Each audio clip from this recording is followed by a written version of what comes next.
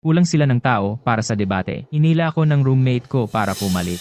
Ang kalabang team ay 3 beses na kampiyon sa bansa. May social anxiety ako na uutal ako kapag nakatapak ako sa entablado.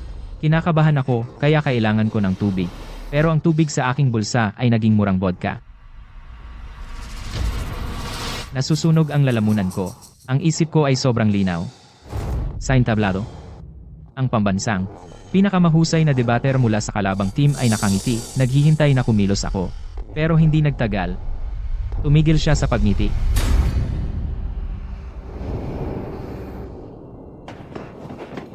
Juan, ang debate competition, kailangan mong pumunta. May lagnat ka. Si Jose Cruz ay may acute gastroenteritis at nilalagyan ng igo. Kailangan namin ng ika-4 na debater.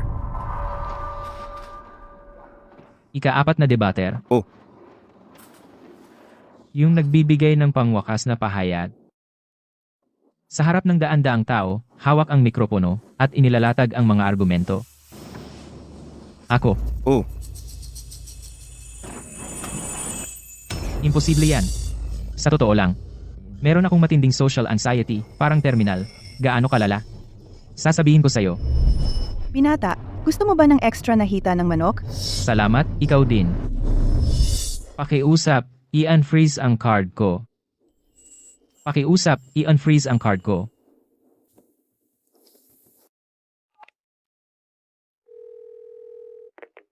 Hey.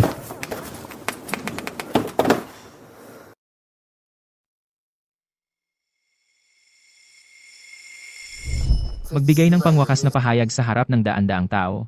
Para na akong pinapatay niyan. Imposibleng pumunta ako. Juan, umupo ka lang diyan. Hindi mo kailangang magsabi ng kahit ano, kahit isang salita. Ikaw. Eddie, maghanap ka ng bangko. Pero ang bangko walang student ID, Juan. Tigilan mo na ang pagkain, Juan. Juan, nakikiusap ako sa'yo. Kung hindi ka pupunta, sira tayo. Juan, Sino ang kalabang team? Tama. Sino yung nasa dyan? Crestview University. Crestview University. Pambansang kampiyonato ng debate sa kolehiyo. 3 beses na kampiyon. Kilala bilang ang sasakyang panghimpapawid ng debate, ito ay Crestview University. Ang kanilang ika-4 na debater, Maria Reyes, ay naging pambansang debater sa loob ng 3 taon na magkakasunod. Kilala bilang ang hukom ng yelo. Sabi nila, sa 3 pangungusap lamang, napaiyak niya ang isang estudyanteng PhD at humingi ng tawad sa harap ng lahat. Gusto mo bang kalabanin ko siya? Oh. Para na akong ipinadala sa lugar ng pagbitay, at least mas mabilis ang kamatayan. Hindi ako pupunta. Teka, Juan. Juan, makinig ka sa akin. Ayokong marinig. Ang aming tagapayo, si Profesor Reyes, ay talagang pinapahalagahan ang karangalan ng departamento. Alam mo, Juan, si Profesor Reyes ay isang taong itinuturing ang reputasyon parang nakadikit ito sa kanyang buhay. Sa huling papel ng senior, may isang pagkakamali lang sa bantas at pinagalitan siya ng professor ng buong 40 minuto. Kung malaman niya na dahil hindi ka sumali sa debate, naapektuhan ang ebalwasyon ng departamento, magkakaroon ng problema, di ba? Juan, Seryoso, wala kang kailangang sabihin. sumusumpa ako. Seryoso ako. Umupo ka lang dito at maging mascot. Tara na. Teka, kumain ako ng maalat. Bibili ako ng inumin. Hindi, ubos na ang oras. Bilisan mo.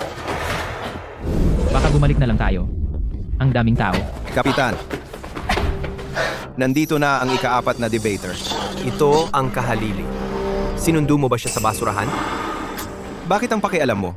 Basta may tao tayo, di ba? Nandito na ang debate team ng Crestview University. Ikalawang debater ng Crestview. Tinaguri ang bulldozer. Southgate University? Madaling panalo. Benyo. Si Maria Reyes yun. Oh, Kinakabahan ako. Nauuhaw ako. Diyos ko. Hindi ba ito ang alak na binili ko noong nakaraang linggo para sa barbecue? Baka napulot ko ang mali sa pagmamadali. Actually, tumigil na ang panginginig ko, at hindi na ako masyadong kinakabahan. Okay. Umakyat na tayo sa entablado. tara, alis na. Si.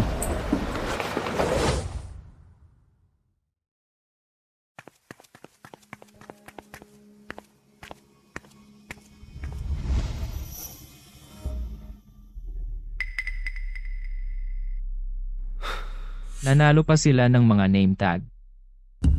Kayo ay nagbibigay nito ng libre. Juan, huwag kabahan. Umupo ka lang diyan. Huwag kang magsabi ng kahit ano. Ngayon ay ipinapahayag ko ang debating ito, opisyal na bukas. Ang koponan ng nagpapatunay, Crestview University, ay kumakatawan sa paghahangad ng katatagan, samantalang ang koponan ng negatibo, Southgate University, ay kumakatawan sa espiritu ng pakikipagsapalaran. Unang debater, para sa nagpapatunay, mangyaring simulan ang inyong pambungad na pahayag. Magandang araw sa lahat. Ang aming paninindigan ay, ang mga kabataan sa kasalukuyan ay dapat maghangad ng katatagan. Ang katatagan ay pundasyon ng pag-unlad ng lipunan. Ngunit kapag pinag-uusapan natin ang pagkuha ng panganib, madalas nating nalilimutan ang mga gastos sa likod nito, presyon ng pamilya, pag-aaksaya ng mga yaman ng lipunan, at malubhang pagbabago sa psikolohikal.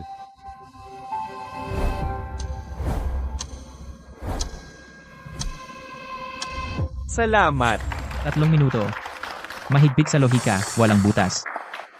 Ngayon ay tanggapin natin ang unang debater para sa negatibo, upang simulan ang inyong pambungad na pahayag. Kagalang-galang ng mga hukom, mga ginang at ginoo, magandang araw, aking mga kalaban. Ang aming paninindigan ay, ang mga kabataan sa kasalukuyan ay nangangailangan ng espiritu ng pakikipagsapalaran. Una, kailangan nating linawin na, ang espiritu ng pakikipagsapalaran ay hindi radikal. Mula sa inobasyon, mga oportunidad ng panahon, at responsibilidad ng kabataan, paglapit mula sa tatlong anggulong ito. Malinaw na argumento, maayos na pagkakaayos. Ang kabilang panig ay hindi nakikinig talaga. Hindi man lang sila nagkukunwari. Sigurado sila na hindi tayo mananalo. Susunod, pupunta tayo sa ikalawang debater section ng cross-examination.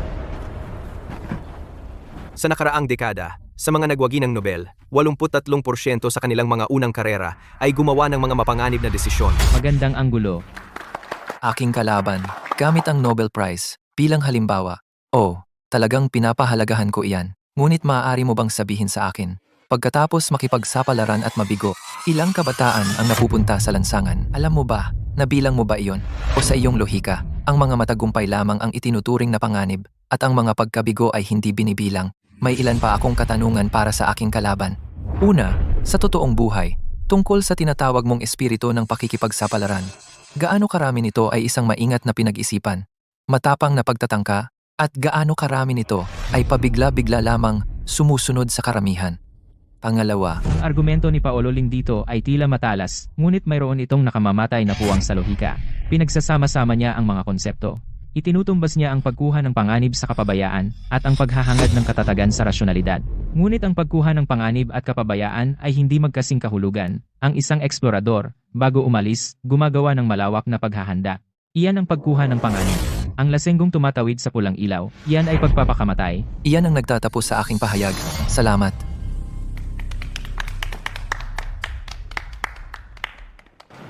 Kabataan. Ang mga kabataan ay Kung kaya kong tumayo at ihakbang ang puwang na ito. Hindi, kinakabahan na naman ako. Aking kalaban, sa iyong huling pahayag, mayroong nakamamatay na pagkakamali.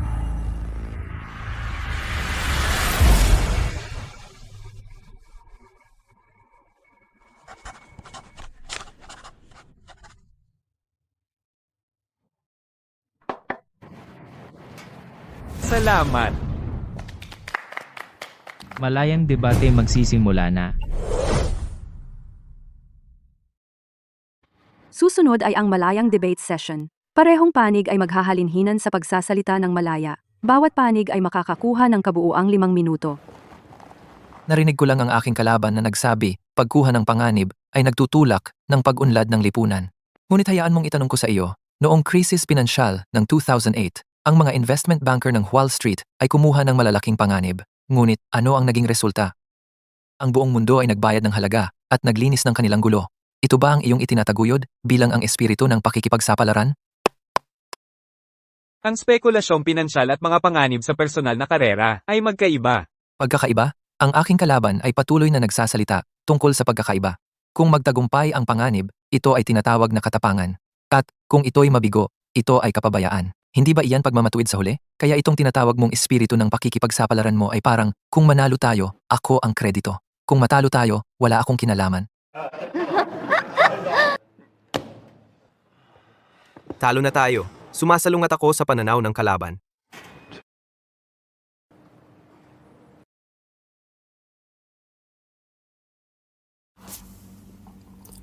Ang aming panig ay may 1.5 minuto na lang.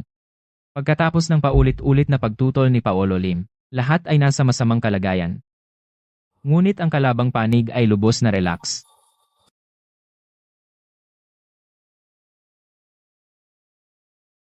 Ang alkohol sa aking tiyan ay tuluyang nawala. Ang aking isip ay hindi kailanman naging mas malinaw. Lahat ng argumento ng kalaban, mula simula hanggang ngayon, ay parang isang kalat ng baraha. Nakaharap, ang suit ng bawat baraha, ang ranggo nito, at ang lohikal na kapintasan sa likod nito. Nakikita ko ang lahat. Napansin ko ang kalabang ika-4 na debater ay hindi nagsalita kahit kailan. Ano, ang espiritu ng pakikipagsapalaran ng Southgate University sa aktwal na labanan ay nabangkarote na. Juan, huwag mo siyang pansinin.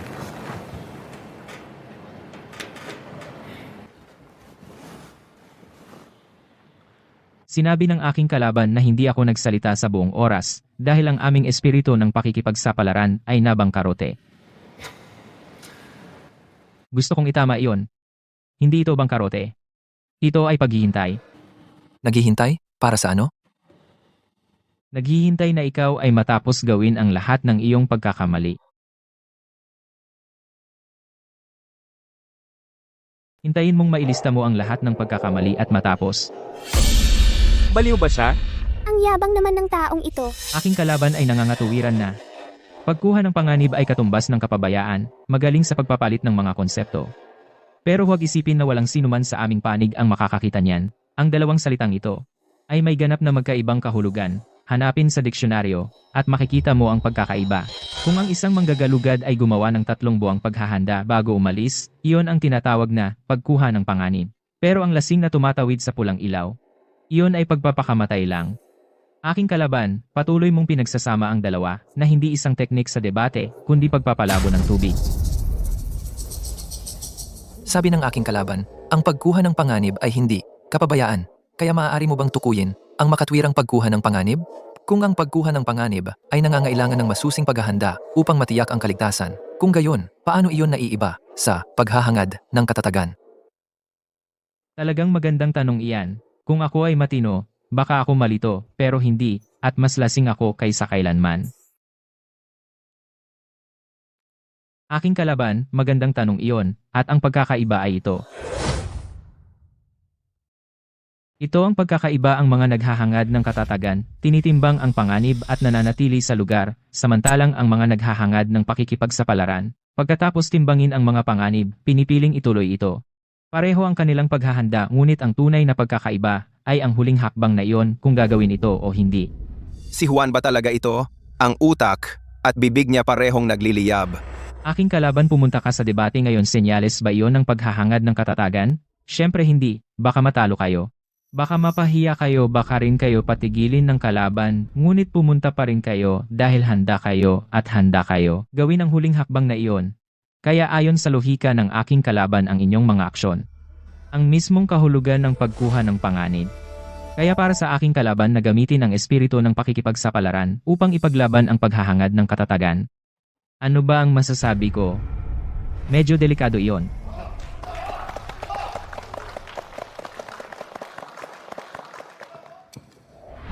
Aking kalaban. Binaluktot mo ang aming argumento. Hindi namin sinabi na hindi ka maaaring lumahok sa debate. Ang aming punto sa simula pa lang ay, sa mga pangunahing desisyon sa buhay, dapat mong hangarin ang katatagan. Mga pangunahing desisyon sa buhay, pagpili ng kurso para sa pagsusulit sa kolehiyo, pangunahing desisyon ba iyon sa buhay? Noon pa man, bakit hindi mo pinili ang isang mas matatag na larangan? Halimbawa, agham ng paglilibing na may 100% empleyo at walang katapusang kliyente.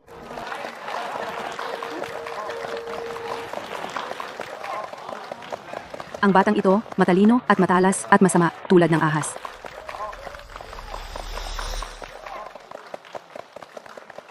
Sinabi ko. Ginawa ko.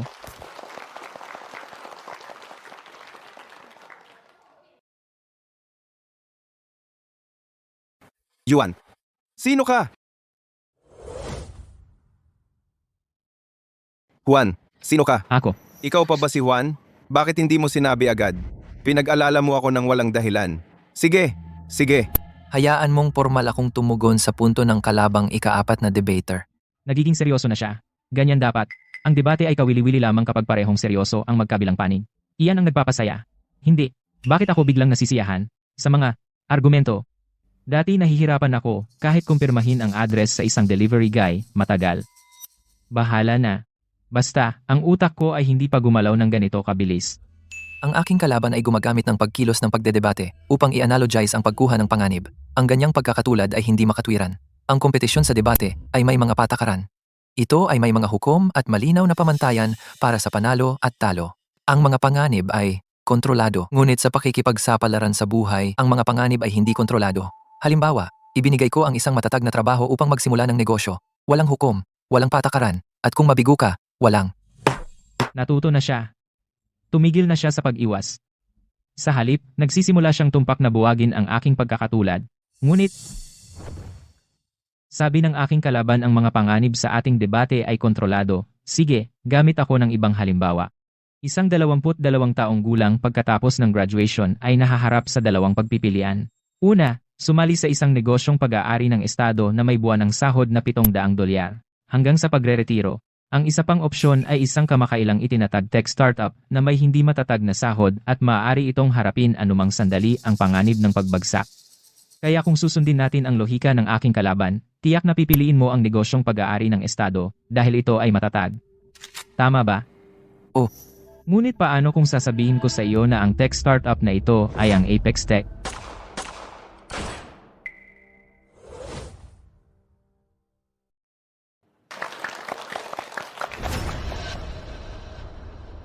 Ang isang kaso ay hindi kumakatawan sa kabuuan. Aking kalaban, pakihuwag gamitin ang pagkiling sa mga nakaligtas para mailigaw ang lahat. Alam ko ito ay tinatawag na pagkiling sa mga nakaligtas.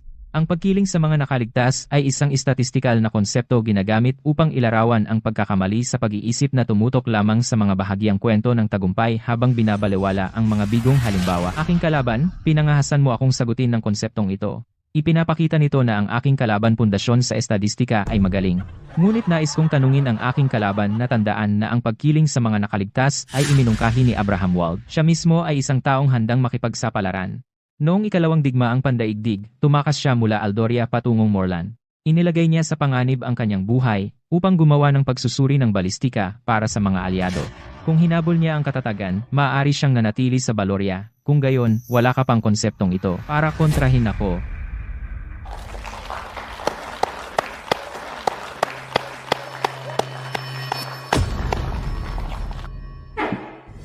Ang talumpati ng aking kalaban ay talagang napakagaling. Gayunpaman, ang debate ay hindi isang palabas ng usapan. Ang pagkakaroon lamang ng magagandang halimbawa ay hindi sapat. Nais kong tanungin ang kalabang ika-4 na debater, binanggit mo ang paghikayat sa mga kabataan na makipagsapalaran. Kung gayon, para sa mga kabiguan na resulta, sino ang mananagot? Ang mga pagkabigo na nagmumula roon, sino ang magbabayad ng halaga? Simpleng tanong, pero mapanira. Ang suntok na ito ay direktang tumama sa pundasyon ng buong argumento ni Juan. Ang tanong ni Maria ay tumama sa kahinaan ng aking argumento. Kung ang pagkuha ng panganib ay nakikita lang ang pakinabang ng hindi nakikita ang halaga, kung gayon ang buong argumento ay isang kastilyo sa himpapawid. Ang babaeng ito ay isang karapat-dapat na kalaban. Ang kalabang ika-4 na debater ay nagbanggit ng magandang punto. Ang halaga ng pagkabigo sa pagkuha ng panganib, sino ang magbabayad nito? Pero nais ko namang itanong, paano naman ang halaga ng hindi pagkuha ng panganib? Sino ang magbabayad noon? Isang kabataan na pinipigilan ang lahat ng kanyang udyok, pumipili ng ligtas na landas, nagtatrabaho sa trabahong kinamumuhian, nabubuhay ng buhay na ayaw niya. 20 taon ang lumipas, nakaupo sa mesa, nag-iisip tungkol sa kanyang nakaraan, lahat ng mga posibilidad na nawala. Hindi ba iyon isa ring halaga? Sinabi ng aking kalaban na ang pagkuha ng panganib ay may halaga ng pagkabigo.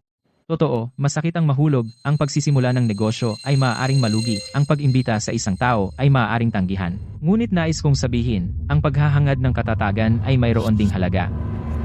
Ang halagang iyon ay tinatawag na pagsisisi. At ang pagkakaiba ng dalawa ay ang halaga ng pagkuha ng panganib ay maaari kang bumangon pagkatapos mahulog. Ngunit ang halaga ng pagsisisi ay hindi mo kailanman matatakasan ang paano kung naiyon.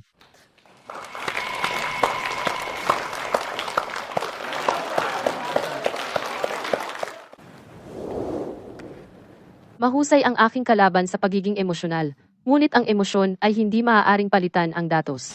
Sinasabi mo na ang presyo ng pagkuha ng panganib ay maaari kang bumangon, ngunit paano ang mga hindi kaya? Yung mga, pagkatapos mabigo sa negosyo, ay lugmok sa daan-daang libong utang, at yung mga nagsusumikap sa kanilang mga pangarap ngunit hindi makabayad ng upa. Kaya ba ng inyong espiritu ng pakikipagsapalaran bayaran ang kanilang upa para sa kanila? Matalim na tanong. Maria. Kaya pala ikaw ang kasalukuyang pinakamahusay na debater. Juan, Tama ka, kalabang ika-4 na debater. Ang mga taong ito ay nangangailangan ng tulong, pero eto ang bagay, ang mga problemang binanggit mo, utang, kawalan ng trabaho, at hindi makabayad ng renta, ay hindi dulot ng pagkuha ng panganib, kundi sa mga kakulangan ng sistemang panlipunan. Hindi mo maaaring kunin ang mga problemang sistematiko at isisi sa mindset ng isang tao. Iyan ang tinatawag na pagpapasa ng pananagutan. Kaya ayon sa lohika mo, lahat ng resulta ng nabigong panganib ay dapat sagutin ng lipunan. Walang hanggan ba ang yaman ng lipunan? Siyempre hindi walang hanggan. Kaya kailangan nating kumuha ng panganib. Dahil ang pagkuha ng panganib lang ang makapagpapataas ng dami ng yaman, ang paghahangad ng katatagan ay nagpapanatili lang ng umiiral na stock. Samantalang ang pagkuha ng panganib ay nagpapalaki ng P. Kung lahat ay naghahangad ng katatagan, ang pie ay mananatili lang sa ganoong laki. Para sa mga natalo na binanggit mo, ang bahaging makukuha nila ay lalo lang liliit. Aking kalaban, hindi ko hinihikayat ang lahat na kumuha ng bulag na panganib. Ito ay tungkol sa pagbibigay sa mga nangangahas na kumuha ng panganib ng dagdag na paraan para makaahon. Hindi mo maaaring, kapag may isang tao na may naiisip na kumuha ng panganib, sirain ito para sa kanila.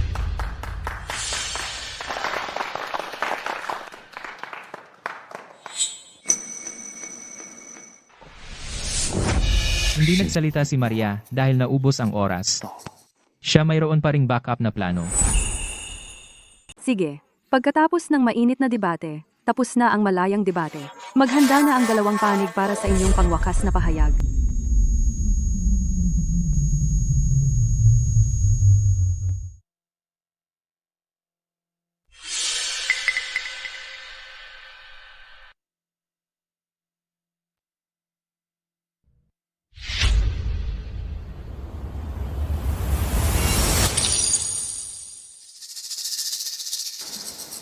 Juan, sino ka ba talaga? Ako. Pumapuno lang ako ng pwesto. Hindi ka lang pumupuno ng pwesto. Kaya mo yan. Sige, tapos na ang oras ng paghahanda. Mangyaring ibigay ang inyong pangwakas na pahayag. Sa debate ngayon, ang aking kalaban ay nagpinta ng magandang larawan para sa atin. Ang mga kabataan ay dapat maging matapang, dapat makipagsapalaran, dapat lumikha ng walang katapusang posibilidad. Ito ay madamdamin at romantiko. Ngunit ang debate ay hindi pagsulat ng tula. Sa totoong mundo, ang mga kabataan ay hindi pumipili sa pagitan ng pagkuha ng panganib at hindi pagkuha ng panganib. Kinakaharap nila ang upa, mga utang sa pag-aaral, ang mga uba ng kanilang mga magulang, at isang 3-digit na balanse sa kanilang account. Sa mga konkretong, mabibigat na realidad, ang pagsasabi sa kanila na makipagsapalaran, iyon ba ay paghihikayat? Iyon ay kalupitan. Totoong-totoo yan. Talagang tumatak sa akin. Gusto kong sabihin sa lahat, ang paghahangad ng katatagan ay hindi kaduwagan, ito ay paggalang sa realidad. Ibig sabihin, sa mundong ito na puno ng kawalan ng katiyakan, para sa iyong sarili at sa iyong mga mahal sa buhay, nagtatayo ka ng isang maaasahang pader. Alam ko, hindi ito madamdamin, hindi romantiko. Ngunit ito ay responsable.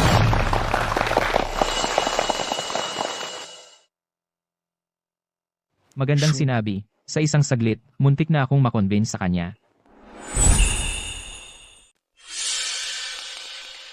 Tanggapin natin ang kalabang ika-4 na debater upang magbigay ng pangwakas na pahayag.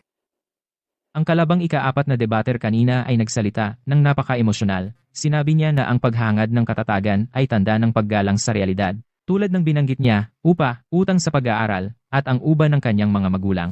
Naiintindihan ko lahat yan. Sumasang-ayon ako ng lubos sa aking kalaban. Kaya yun lang ba?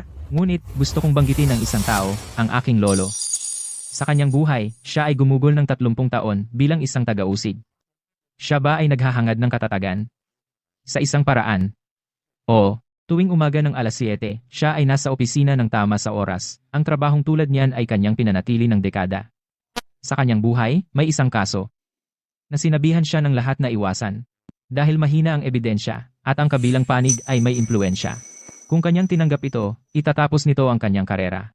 Kaya ang kanyang pinakaligtas na taya. Huwag galawin ito, ngunit ginawa niya. Noong taong iyon, siya ay sinuspinde ng 6 na buwan. Ang aking lola ay umiyak sa bahay, ng 1 linggo.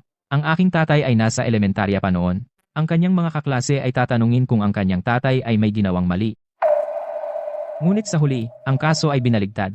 Ang 13 taong iyon ay nakamit ang katarungan. Kaya aking kalaban, hayaan mo akong magtanong sa iyo. Kung ang aking lolo ay naghangad ng katatagan noon, magiging iba ba ang buhay ng 13 taong iyon ay magiging iba?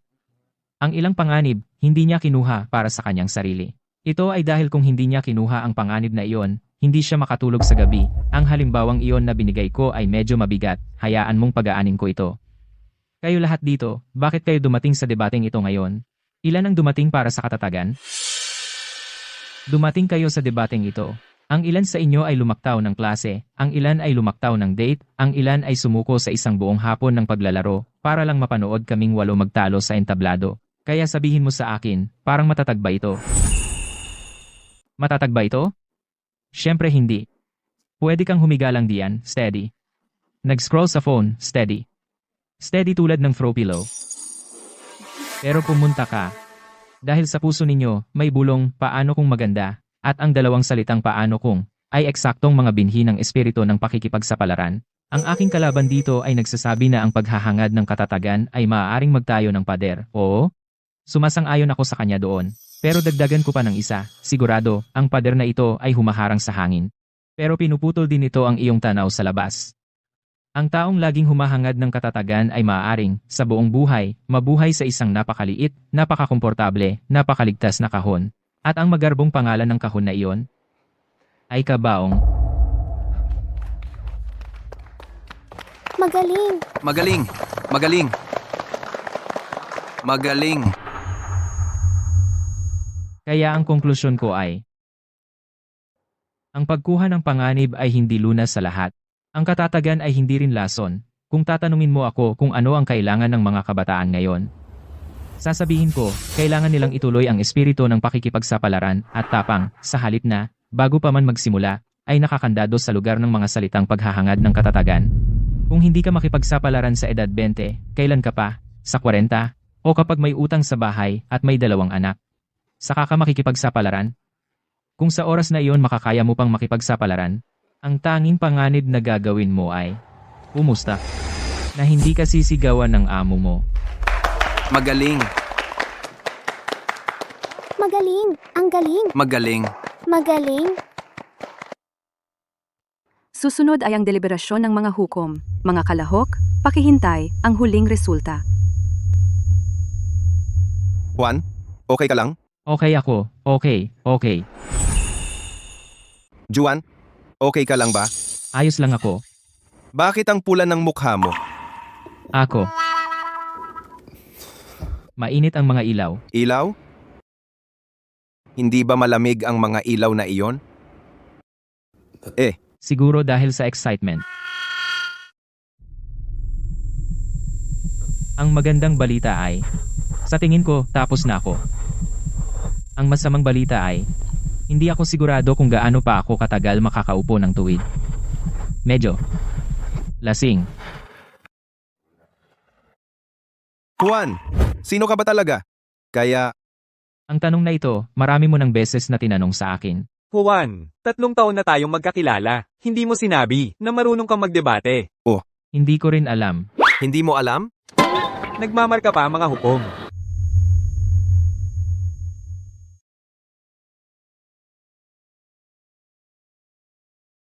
Pagkatapos ng deliberasyon ng mga hukom, ang mga resulta ay ang mga sumusunod. Ang panalo ng koponan ay mapupunta sa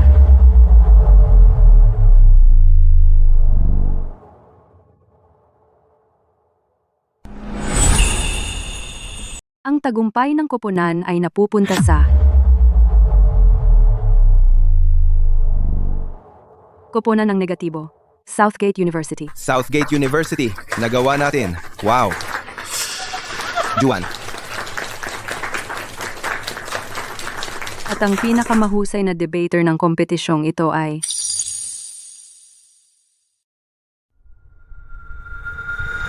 mula sa Southgate University, Juan Santos. Binabati kita. Juan, yeah! Ikaw ang pinakamahusay na debater. Salamat. Salamat sa lahat.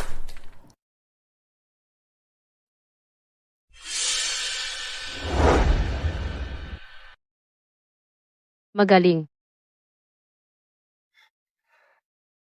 Salamat, ikaw rin.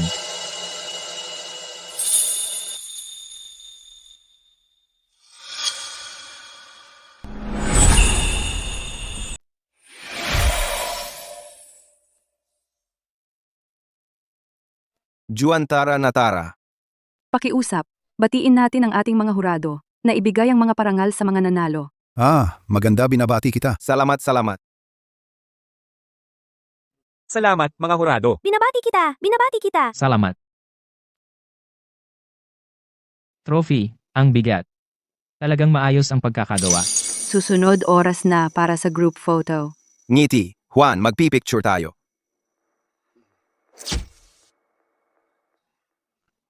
Juan, ano ginagawa mo? Juan, ano problema? Ito ba yung social anxiety mo ay umaarte ulit? Hindi nahihilo lang ako at medyo nasusuka. Lumabas tayo, tara. Bilis. Umupo ka muna. Juan, ayos ka lang? Sa wakas. Tapos na. Ikaw, bakit ang pula ng mukha mo? May lagnat ka ba? Mainit ang mga ilaw. Huwag mong sisihin ang ilaw, Juan. Hindi ka papulain ng malamig na ilaw, maliban kung UV lights. Eh di sobra akong excited. Tayo na agad. Nandito na ang school reporter. Juan, may acceptance speech ka ba? Juan, ano ang sikreto mo para talunin ang Crestview? Juan, pwede mo bang ikwento ang paghahanda mo bago ang laban? Ay nako, nawala na ang epekto ng alak. Well, ako. Actually, hindi. Hindi ako magaling na mananalumpati. May ako. Kasi, hindi. Hindi talaga ako magaling magsalita. Hindi magaling magsalita?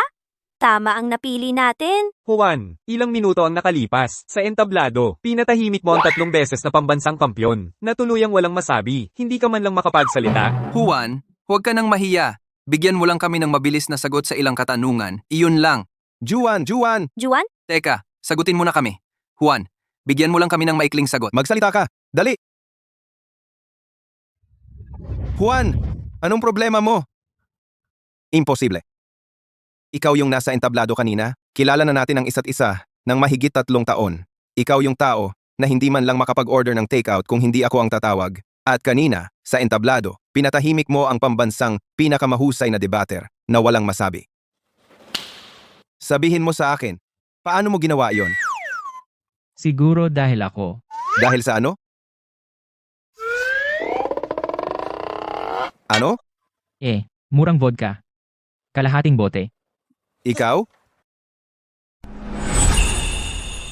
Umiinom ka ng murang vodka, tapos nagdebate ka? Kaya? Tinalo mo ba ang National 3-peat Champion, Crestview University, sa pag-inom? Technically, nanalo ako sa debate. Tumahimik ka na. Sandali, sabi mo may social anxiety ka? Social anxiety ka pa? Pre, kulang ka lang talaga sa inom. Kung alam ko lang mahilig ka uminom. Sana.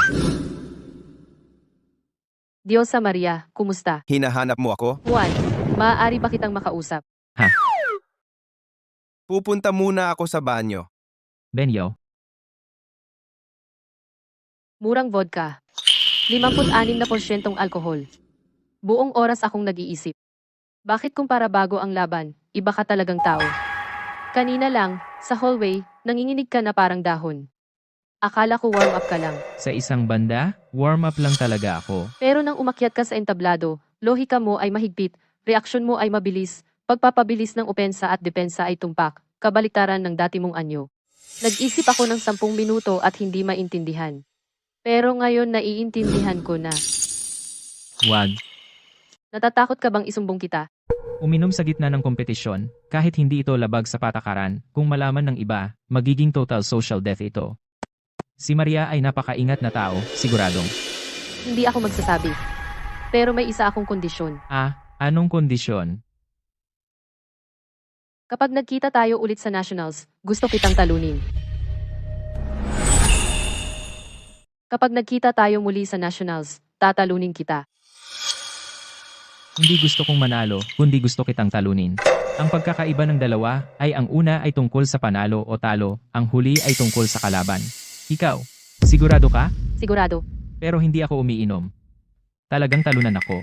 Uminom ka na lang. Wala akong pakialam kung ano iniinom mo. Ang mahalaga sa akin ay yung nangatwiran sa akin sa entablado ng 20 minuto at hindi ako pinabulaanan kahit isang beses. Iyong ika-4 na debater. Susunod, magdala ka ng masarap na alak. Masyadong matapang ang murang vodka.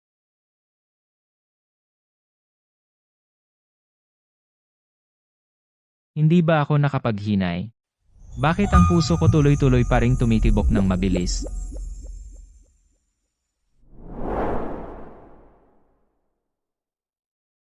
Juan, ano ang sinabi sa iyo ni Josa Maria kanina? Sabi niya sa pambansang paligsahan sa debate, gusto niya akong debatehin ulit. Pumayag ka ba? Pumayag ka? Hindi pa ako nakatapos, umalis na siya. Pumayag ka. Juan, teka, Oy, saan ka pupunta? bibili ng alak. Ang Nationals ay sa susunod na buwan. Kailangan kong mag-ipon ng maaga. Hindi sapat ang murang vodka. Bumili na lang tayo ng premium whiskey. Hindi pwedeng. Kumalma ka. Hindi ako mapakalma. Ang murang vodka ay nanalo sa atin ng kampyonato ng estado. Kaya ang premium whiskey dapat manalo sa atin ng kampyonato ng universo. Hintayin mo ako. Hintayin mo ako.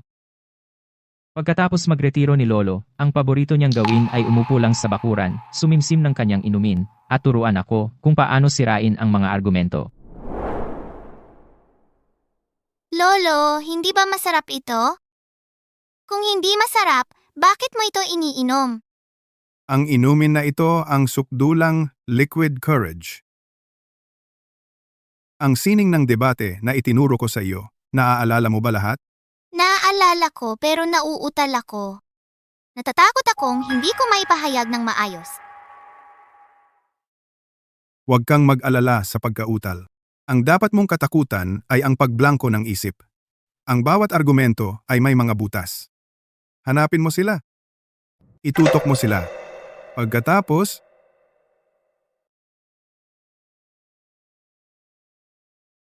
punitin mo sila. Akala ko, nakalimutan ko na lahat ito. Pero, kailangan ng espesyal na liquid courage para maalala.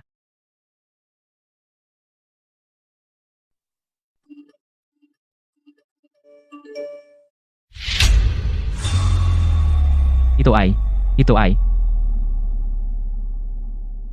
Ay nako, ako. May social anxiety ako. At sikat na ako ngayon. Sino ito? Ang mukha ng kalaban na iyon ay hindi mabayaran. Ha ha ha. Itong debater. Saan ba siya galing? Tingnan mo ang mga kamay niya sa ilalim ng mesa. Umiinom ba siya ng isang bagay? Sa susunod, tandaan mong magdala ng mas masarap na alak. Ay nako. Ngayon, ang pambansang kampyonato, imposibleng hindi sumali. Pero ang Nationals, napakaraming tao. Kaya ko ba talaga ito? Ikaw ang ika-4 na debater, Juan, di ba? Ako. Naku, sumisipa na ang social anxiety ko. Ayaw sumunod ng dila ko. Ay naku, ikaw pala. Pinanood ko ang buong livestream, sigurado akong ikaw yan. Ang galing mo. Pwede bang magpa-picture kasama ka? Si Juan talaga. Gusto ko rin ng picture. Juan! Dito, nagre-record ako ng video. Juan! Siya talaga. Gusto ko rin ng picture. Juan! Juan, magsalita ka. Juan, ako. Mga tao, bakit ang daming tao? Juan, dito.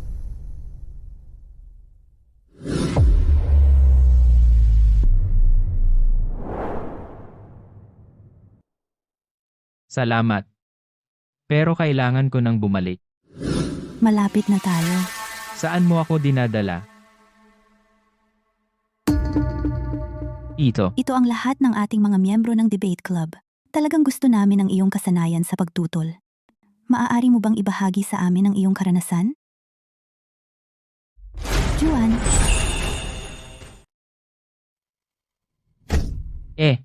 Nakakatakot. Hindi ako dapat nag-sign up para sa pambansang debate tournament.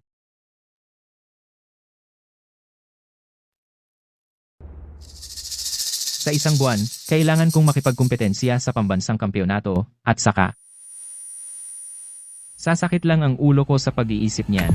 Juan, anong meron? Benjo, ikaw lang pala. Muntik mo na akong mapatay sa takot. Ito ang formularyo ng pagpaparehistro para sa pambansang kampyonato. Oo, kaunti lang ang puntos natin, pero nanalo tayo sa kampyonato ng estado, kaya kasali pa tayo. Ah? Pero ang form na ito ay kailangan na sa Makalawa, sa departamento. Kapag natapos mo na, ibigay mo na lang sa akin. Sige? Ano ang problema? Bakit ang lungkot ng mukha mo? Wala? Wala. Ikaw. Sige, magtrabaho ka na. Tatapusin ko ito mamaya at dadalhin ko sa iyo. Sige, huwag kalimutan, ha? MM.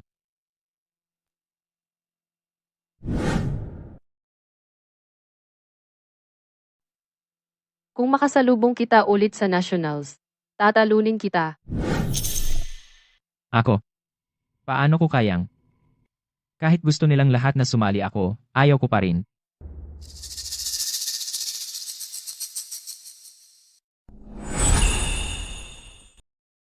Juan. Juan, uy, kinakausap kita. Ikaw. Saan ka pupunta? Ako. Kukuha ako ng tubig. Kukuha ng tubig? Hindi ba kumuha ka lang? Tapos babalik na ako. Hindi. Juan, nasaan ang registration form mo? Dapat ibigay bukas ng umaga. Ikaw na lang ang kulang. Oo. Natapos ko na. Pero hindi ko maalala kung saan ko inilagay. Hahanapin ko. Ibibigay ko sa iyo bukas. Ziga. Sige, pero bilisan mo. Juan, maaga ka matutulog ngayong gabi. Hindi ba't laging ka bang puyat hanggang madaling araw? Medyo pagod ako ngayon, kaya gusto ko nang matulog ng maaga. Juan?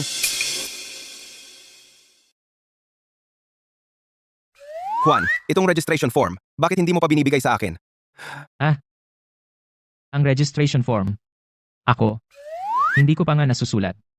Gagawin ko bukas at ibibigay sa iyo. Ako. Pagod na pagod ako. Matutulog na lang ako ngayon.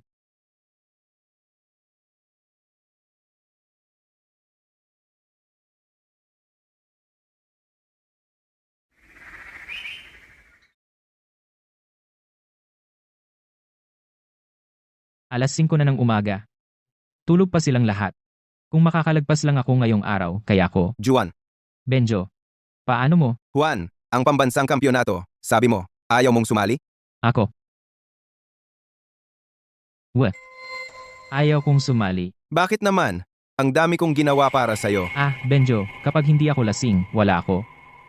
Hindi man lang ako makausap ng normal na tao. Tsaka, pinalitan ko lang para punan ang isang slot. Tigilan mo na ang pilit sa akin. Hindi kita pinipilit. Juan, ako. Si Jose Cruz ay nagka-gastroenteritis, pero okay na siya ngayon, di ba? Tanungin mo siya, basta, pupunta ka naman sa kanya rin. Anong sinasabi mo? Uy, ikaw ang aking katropa Juan. 3 minuto sa entablado. Nilampaso mo ang hilagang tuktok. Walang talo. Kahit si Maria na iyon ay naiwan na walang masabi sa iyo. Ako. Sa kritikal na sandaling iyon, ikaw ay humakbang pasulong. Hindi mo man lang alam kung gaano ka astig.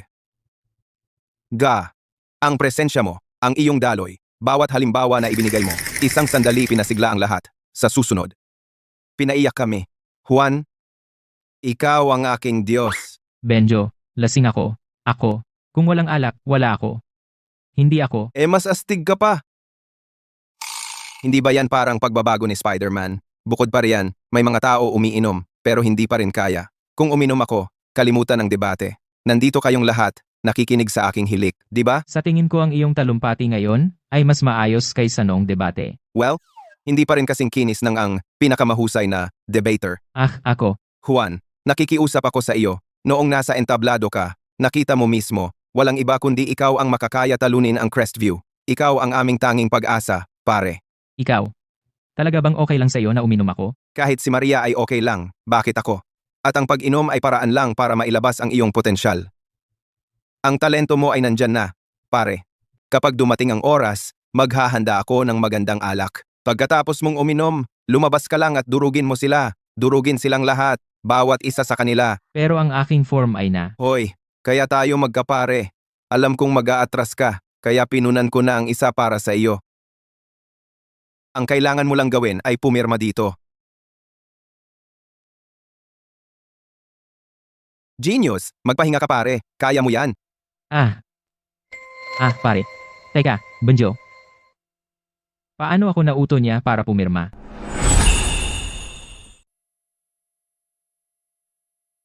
Lolo. Pumunta ako para makita ka. May tao dito. Ang silweta na iyon. Bakit parang si Maria? Nababaliw na yata ako sa sobrang pag-eensayo sa debate. Maria, paano siya napunta rito? Lolo, ito ang liquid courage na hinahanap mo. Dinala ko ito para sa'yo.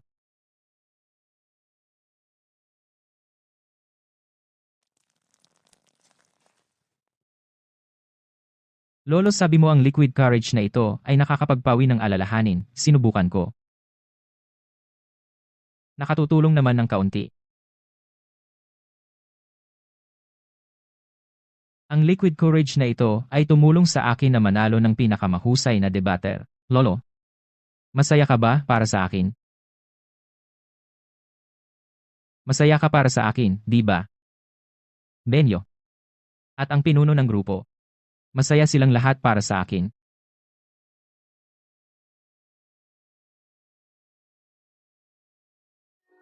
Pero, hindi ako masaya kahit kaunti. Ang tanging maaasahan ko ay ang alkohol. Para maging normal ang pakiramdam. Para makapagsalita ng normal. Ayaw ko ito. Pero hindi ko magawa.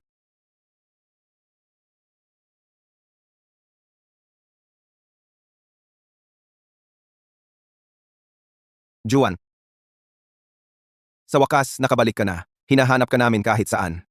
Anong meron? Hoy, para maghanda para sa pambansang kampyonato, nakipag-ugnayan ako sa kalapit na paaralan, ang Oak Ridge Debate Team, para sa isang friendly practice match. Ngayong weekend ito, Gusto ko ring sumali. syempre, ikaw ang aming lihim na sandata. Ayaw kong sumali. Bakit? Noong huling beses, basta na lang ako sinabak, ang tunay kong kakayahan. Friendly match lang ito. Sanayin mo ang iyong logic at flow. Walang problema.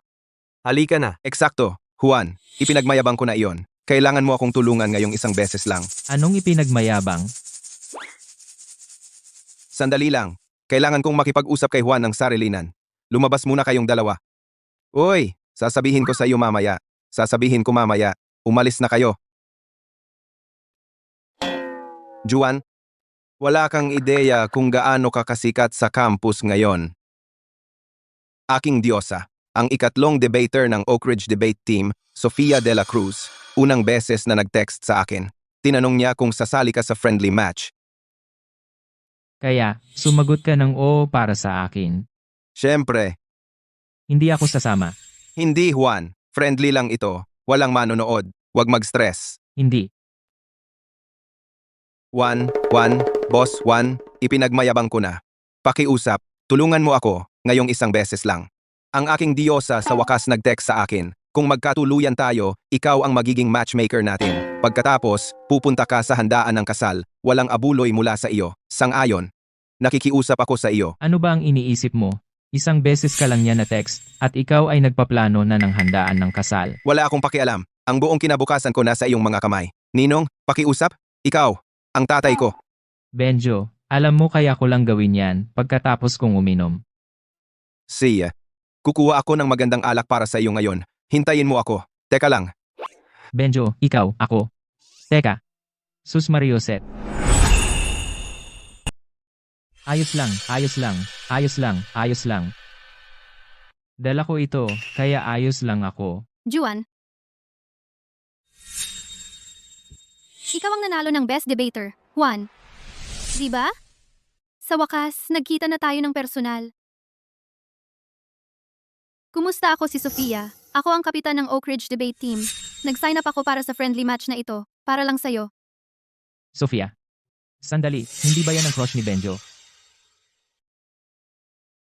Ipapakilala kita. Si Carlo Garcia ito, unang debater. Si Sofia ito, ikalawang debater. At ito ang ikaapat na debater, si Ramon. Ako si Sofia, ikatlong debater. Wow, so ikaw si Juan. Uy, nakikita kita ng personal. Hindi ka mukhang ganun. Huwag kang gumalaw. Abay, siya na. Ang mukha, eksaktong-eksakto. Pero ang vibe, ibang-iba. Ikaw talaga si Juan? Ako si Juan. Ibig kong sabihin, madalas akong may social anxiety. Hindi ako magaling sa mga salita. Oh, wow. Makinig kayo, ang Diyos ng debate ay may social anxiety? Yan ang una. Yung video mo, peke ba yon? Carlo, tigilan mo na. Ano bang problema mo? Halika, sabihin mo sa ako mismo. Sabihin mo sa akin, noong nasa stage ka, uminom ka ba ng stimulants? O peke lahat? Oh, naalala na ng ako mismo. Naalala ko noong pinanood ko yung video na yon. Ikaw, at yung babaeng Crestview na si Maria, ay nagkatinginan kayo ng may meaning. May relasyon ba kayo? O binibigyan ka lang niya ng hype? Hindi. Hindi ganun si Maria. Wala sa amin. Tigilan mo na ang pagkalat ng chismis. Ah, galit siya! Galit siya! Wow! Ang Diyos ng debate ay hindi ganoon kagaling. Tumahimik ka. Oy, Sino ka? ano bang pakay mo? Ano? Tigilan na ang away. Malapit nang magsimula ang laro. Sabi ko sa'yo, ang yayabang nyo ngayon. Pero kapag natapos ka na ni Juan, hindi ka na makakapagsalita. Huwag kang umiyak. Siya ba yan? Narinig mo na ba ang ako mismo? Nilimas ko ang home para sa matatanda sa South Mountain. Sinipa ang mga bata sa kindergarten sa North Sea. At sinaktan ang nayon ng mga balo nang hindi nagbabayad. Akala mo ba takot ako sa'yo? Carlo, tumahimik ka. Pasensya na. Pupunta muna kami sa kompetisyon. Ano bang problema mo? Tara na.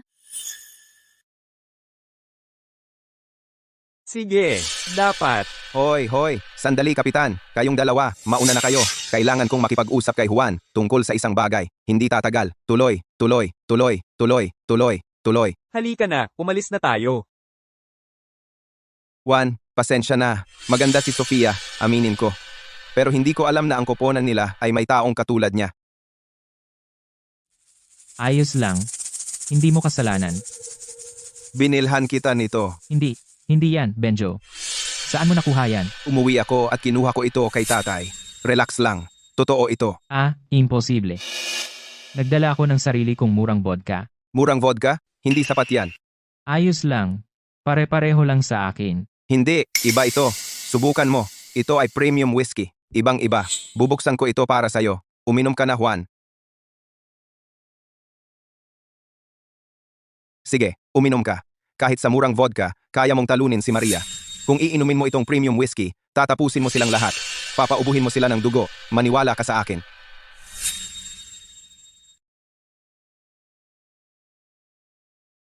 Anong lasa?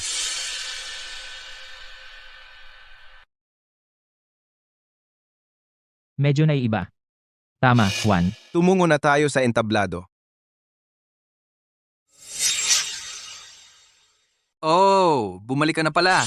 Akala ko ang dakilang debate master ay nag-CR break. Carlo, tumahimik ka. Itabi mo ang enerhiya na yan para sa debate. Kasalanan ko. Juan, namumutla ka. Okay ka lang ba? Ayos lang ako. Magsimula na tayo. Kami ang koponan ng negatibo. Ang rat race ay nakakasama sa pag-unlad ng mga kabataan. Kami ang koponan ng nagpapatunay. Ang rat race ay tumutulong sa mga kabataan na umunlad. Mahusay. Napakapaboroble ng panig na nakuha namin. Ang rat race ay pagpapabuti ng sarili sa ilalim ng malusog na kompetisyon. Isang maagap, kompetitibong panlipunang kapaligiran. Hindi masamang panloob na pakikibaka. Ang rat race, sa halip, ay nagtutulak sa mga kabataan na aktibong lumabas sa kanilang comfort zone. Kaya ano ang mali sa rat race? Sa simula, ang pagtukoy sa rat race bilang malusog na kompetisyon ay isang malaking butas. Ang kanyang pagdedebate ay mas malala pa sa kanyang trash talk. Ang labis na pagkonsumo ng enerhiya at inobasyon ng mga kabataan ay pumipigil sa malusog na kompetisyon. Ang rat race ay nagre-resulta lamang sa kabaligtaran.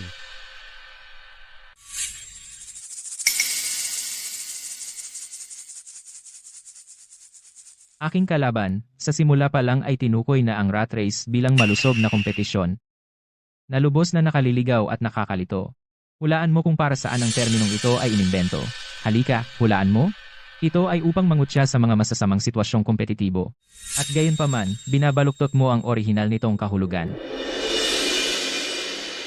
Kaya hindi ka pala nauutal? Iwasan ang mga hindi kaugnay na paksa sa debate. Siya. Kung gayon, si ako mismo ay magkakaroon ng tamang debate sa iyo. Ang merkado ng trabaho ngayon ay lubhang mabigat. Ang rat race, sa halip ay nagtutulak sa mga kabataan na aktibong lumabas sa kanilang comfort zone. Kung hindi sasali ang mga kabataan sa rat race, magiging tamad ba sila? Magpapakasasa na lang ba sila sa ginhawa? Mga estudyanteng nagpupuyat para mag-review? Mga profesional na nagpapatalas ng kakayahan? Itong klaseng rat race hindi ba talaga? Pinapataas ang kanilang kakayahan? Kapag sapat na ang 80% na pagsisikap para maabot ang pamantayan, ipipilit mo pang umabot sa 120% at mag-aksaya ng effort. Kaya itong walang kwentang paggamit ng enerhiya ay talaga bang mabuti para sa pag-unlad? Hinahati ng social environment ang inertia ng lying flat at binibigyan ng mas maraming pagkakataon ang masisipag. Ang mga estudyanteng sumasali sa kompetisyon ay nagkakaroon ng mas maraming karanasan, naiipon ang mas maraming kaalaman, at nakakamit ang pagtaas ng social class at pagtaas ng self-worth. Nagkakaroon tayo ng pera at kapangyarihan, hindi ba iyon pag-unlad?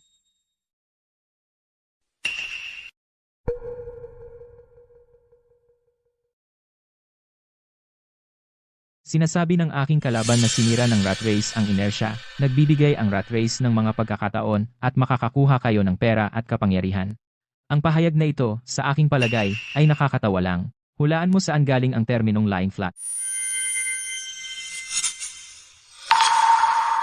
Dahil ang rat race ay nagpapahingal sa lahat, kaya gusto ng lahat na mag-lying flat, ang iniisip mo lang ay yung mga kayang sumabay sa rat race. Paano naman yung mga hindi? Ano ang dapat nilang gawin? Sila ba ay dapat na lang maghintay na mamatay sa baha? Kahit patuloy silang sumabak sa karera, hindi naman ibig sabihin makukuha nila ang tinatawag mong pera at kapangyarihan. Hoy, talagang ako! Para bang, 3 taon ka nang nasa debate team, pero hindi ka pa nakakapunta sa kampeonato ng estado. Sa halip, isang tulad ko, na hindi nakikipag-rat race, isang relax na kompetidor mula pa sa simula, nakuha ang pinakamahusay na debater award. Susunod ay ang malayang debate. Juan, ito ang forte mo. Oras na para gumanti. Paiyakin mo sila. Huwag kang mag-alala, bahala na ako. Aking kalaban, tinatanggihan mo ang kompetisyon ng buo at tinatawag ang lahat ng kompetisyon bilang nakalalasong kompetisyon na sobrang one-sided. Tsaka, ang malusog na kompetisyon ay positibong pagtutunggali. Mula pa noong sinaunang panahon, ang survival of the fittest ay naging patakaran para sa paglago. Tama si Sofia. Pagsisimula mula sa panig ng negatibo ay talagang magandang anggulo. Pero,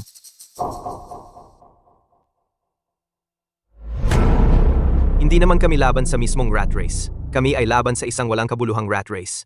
Ang pagsisikap ay pagpapabuti ng sarili. Ang rat race ay nagpapabagsak sa isa't isa. Sila ay ganap na naiiba. Juan, ano bang problema? relax ka lang. Ayos lang ako. Ang mga kabataan ay mainit ang ulo at kulang sa pagpipigil sa sarili dahil sa panlabas na presyon. Kaya tayo patuloy na sumusulong. Walang presyon, walang motibasyon. Mali ka. Ang rat race ay nagpapataas ng pagkabalisa ng lahat. At saka, anong nangyayari? Ano ba ang sasabihin ko? Naalala ko na. Gusto kong sabihin, ang rat race, ito. Maaari. Okay ka lang ba? At saka, alak hindi na gumagana. Ang pambansang kampeonato. Ano ang gagawin ko? Juan, Juan, Yuan,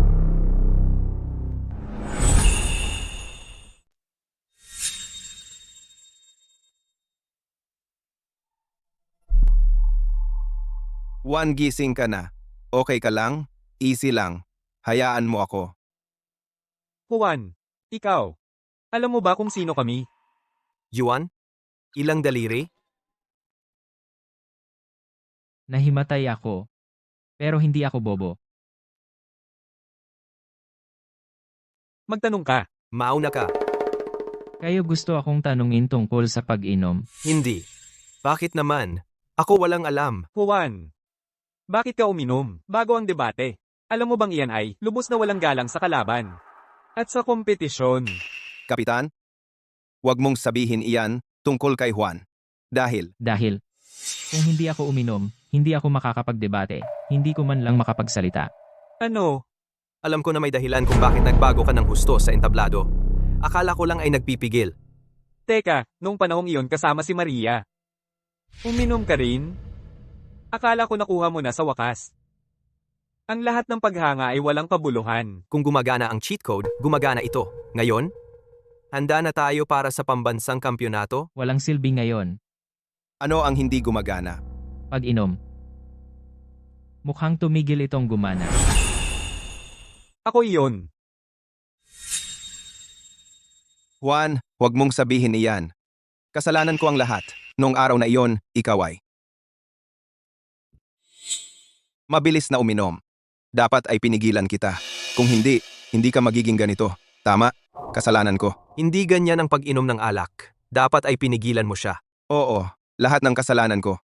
Noong uminom ako, sumipsip lang ako ng kaunti.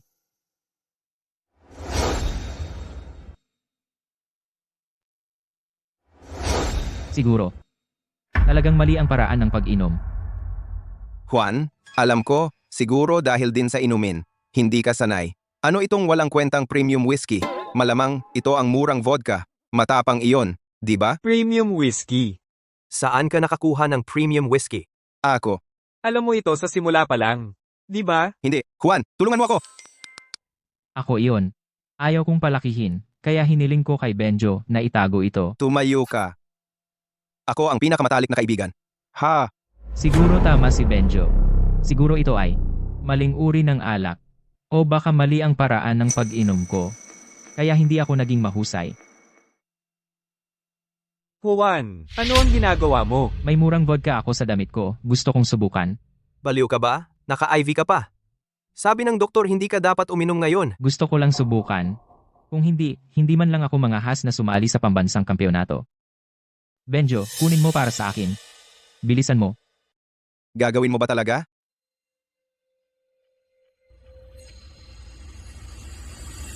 Nasaan ang inumin ko? Murang vodka? Saan mo nakuha iyon? Wala kang pakialam.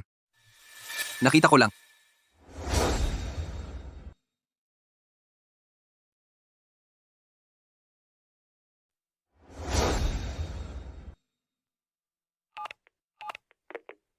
Uy, pare. May bagay na siguradong magiging interesado ka. Benjo, nasaan ang inumin? Itinatago mo ba sa akin? Hindi ko ginawa. Hindi ko hinawakan. Wala akong alam. Anong ginagawa mo? Nasa kamay mo pa ang karayom. Ako, gusto kong bumili ng isa pang bote. Isang buwan na lang tayo, hanggang sa pambansang kampyonato. Gusto ko lang malaman, kung ang pag-inom ay epektibo ba talaga? Kung hindi, Nababaliw ka ba? Hindi ka pa fully recovered. Hindi ka dapat umiinom ngayon.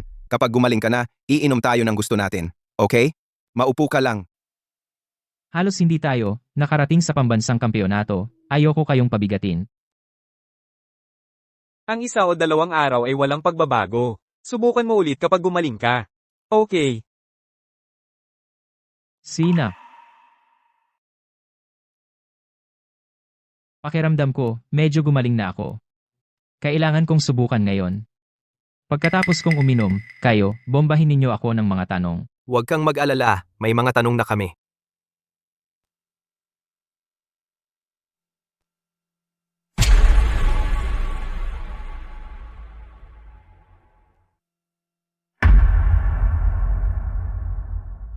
Simulan ninyong magtanong. Ginawa mo ito. Para lang asarin ako. Wala kang magandang intensyon. Hindi mo ako kayang makita na magtagumpay. Manatili ka sa mga katotohanan. Huwag kang mag-assume. Naging patas ako sa buong panahon. Hindi kita inatake. Nagmamadali kang magdesisyon. Walang ebidensya. Ang punto mo ay hindi matibay. Kita mo? Magaling siya. Ibigay mo na. Susubukan ko. Kung ganito ang daan mo, siguradong magtatagumpay ka. Lahat ay ginawa ito. Sigurado na iyan.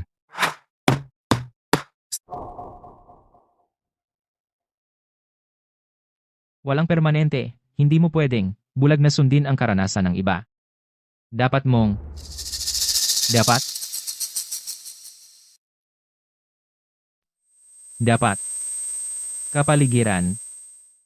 Kondisyon? Sitwasyon. Lahat ng ito ay dapat.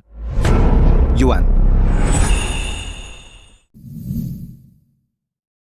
Juan, gising ka na. Ano pakiramdam mo pagkatapos ng tulog? Gusto mo bang bumalik sa ospital? Hindi. Ayos lang ako. Benjo, sabihin mo sa akin. Nagiging ba akong isang kaawa-awa at balisang tao na naman? Hindi. Hindi ka pa ganap na nakaka-recover. Oo, iyon siguro. Kapag maayos ka na, susubukan namin ulit. Huwag mong kalimutan. Ikaw ang napili. Kaya mo to. Ang napili, ha? Huwag kang tumayo, Juan. Humiga ka na lang at matulog pa. Si. Dahan-dahan.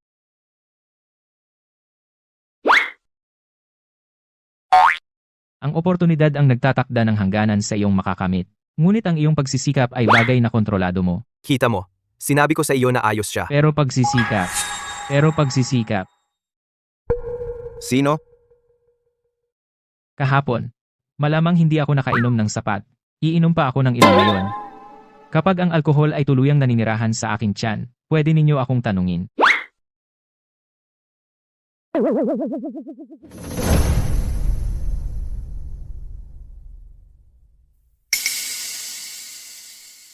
Si. Magsimula na tayo. Juan, malamang nakabuo ka ng tolerance sa murang vodka na iyon. Subukan natin ang iba.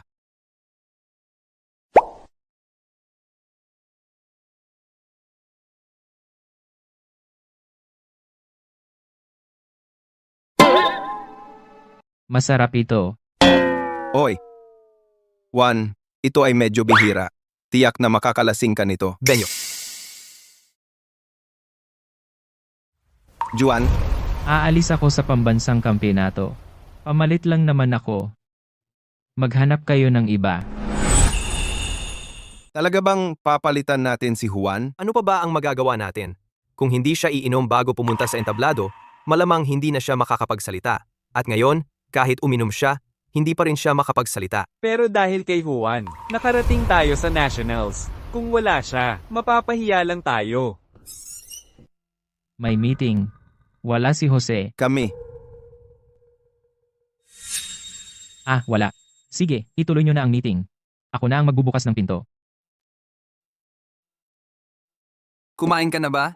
Anong ginagawa mo dito? Sino ang nagpapasok sa'yo? Lumabas ka dito. Hoy, huwag kang masyadong mainit. Huwag kang sasabog ang ugat. Ako mismo ay pumunta dito ngayon ng walang ibang intensyon. Nandito ako para gumawa ng mabuti. Sa'yo ito, di ba?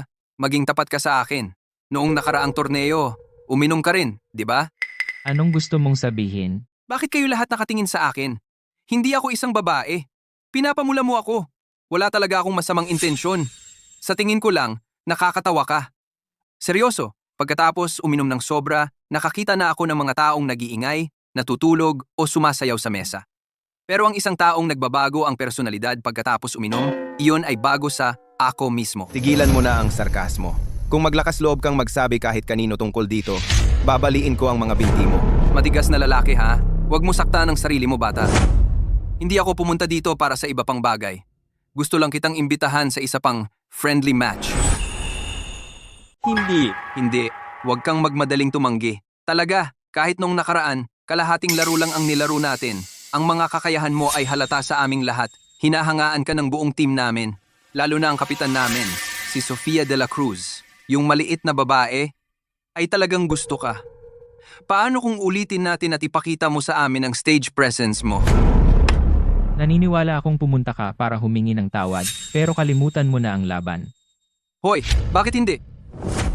Magiging totoo ako sa'yo, yung nakadebate ako noong nakaraang inuman ay puro swerte lang. Ngayon kahit uminom pa ako, wala nang epekto. At may severe akong social anxiety, kaya kapag nakakakita ako ng estranghero, hindi man lang ako makapagsalita ng maayos, pabayaan na ang magdebate. Umuwi ka na. Talaga? Sige, naisip na ni ako mismo. Hoy, kung naaalala ko ng tama, sa isang buwan, iyon ang pambansang kampyonato, di ba? Ikaw, siguradong nag-sign up ka, di ba? Sa kalagayan mo ngayon, malamang hindi ka makakasali, di ba? May backup ka ba? May mga kapalit ba? Wala talaga. Kung hindi ka sasali, paano na ang mga ito? Sige, kahit walang sumali sa kanila, papayag ba ang paaralan? Ito ang pambansang kampyonato. Kaya sa palagay ni ako mismo, ang laban natin na ito ay pampainit lang. Magandang pagkakataon para makita mo kung kaya mong magtanghal sa entablado. Isipin mo na lang na pampainit na laban bago ang pambansang kampyonato. Ano sa tingin mo? Mauna ka na. Pag-uusapan namin. Sige, mag-usap kayo. Pag-usapan, walang madali. Juan, ano sa tingin mo? Hindi ko alam. Talagang hindi ko alam. Sa kalagayan ko ngayon, hindi ako sigurado. Sa tingin ko, dapat nating subukan. Juan, sa tingin ko, ang alak ay pampalakas lang. Pero ang lohika ng debate ay nasa sa ulo mo lang. Kailangan lang ng paraan para mailabas. Oo, eksakto. Tama ka. Talagang may kakayahan sa debate si Juan. Maraming umiinom. Bakit ikaw ang nakakuha ng best debater? Oo, Juan. Ang iyong kakayahan sa debate halata sa ating lahat. Social anxiety lang naman, di ba? Kung sakaling lumala, bibigyan ka namin ng masinsinang pagsasanay para maalis ang anxiety na iyan at maging bagong tao. Kaya ko ba talaga? Kaya oo ang sagot mo. Huwag kang mag-alala. Nandito kami para sa'yo. Hoy, so, ayos lang? Sasali kami sa friendly match. Itakda natin sa 1 linggo mula ngayon. Pwede ka nang umalis. Hindi, ikaw mismo ang nagsabi pare. Ang salita ng isang Ginoo ay kanyang paninindigan. Umalis ka na. Huwag kang masaktan sa pag-alis. Hindi na kailangang ihatid ako.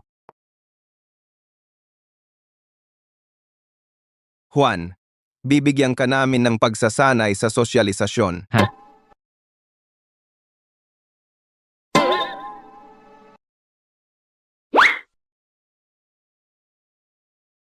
Oy.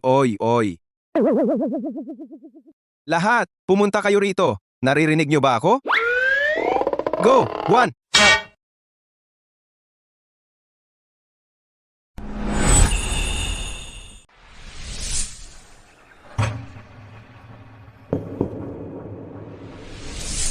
Isipin mo na lang sila bilang repolyo at singkamas. Repolyo at singkamas. Kaya mo yan. Sige. Ano ang gusto mong sabihin? Sabihin mo na. Oo, ilabas mo na. Oh, sige na. Bilisan mo at sabihin mo na.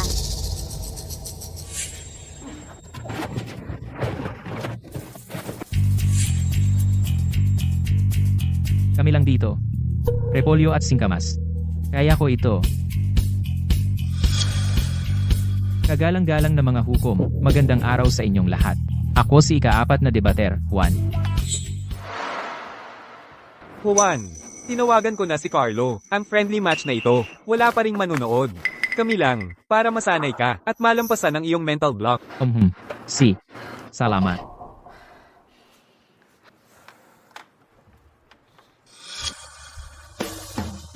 Juan, kaya mo yan. Juan, hindi na makapaghintay na makita kang manalo ulit. Buong dorm namin nag-sign up para sa live stream. Hindi na kami makapaghintay na makita ang debate mo. Oo, Juan. Anong pinagsasabi mo? Ang friendly match sa linggo, laban sa Oak Ridge. Manood kayo ng stream. Ito. Manonood. Live stream. Promosyon. Sino ang nagsabi sa kanya na mag-promote? Ito. Paano naging viral ang post na ito hanggang 10,000 panonood? Hindi ba natin sinabi para lang sa atin ito? Para matulungan akong malagpasan ang aking social anxiety. Paano ito biglang naging ganito kagrabe? Hindi pa nga ako nagsisimula sa laban. Nahihilo na ako.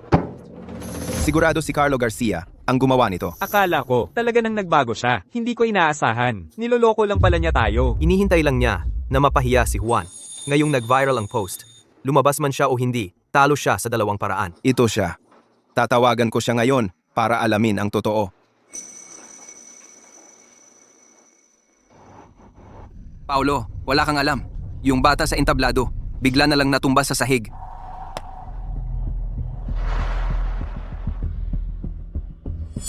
Anong nangyayari? Carlo, gago ka. Gusto mo bang mapahiya si Juan? Pumayag tayo na walang manonood ang friendly match. Ngayon din, burahin mo yung post. Munting Benjo, isipin mo. Juan, kailangan niyang harapin ang manonood maaga o huli, di ba? Hayaan siyang masanay ng maaga. Huwag mo kaming pasalamatan.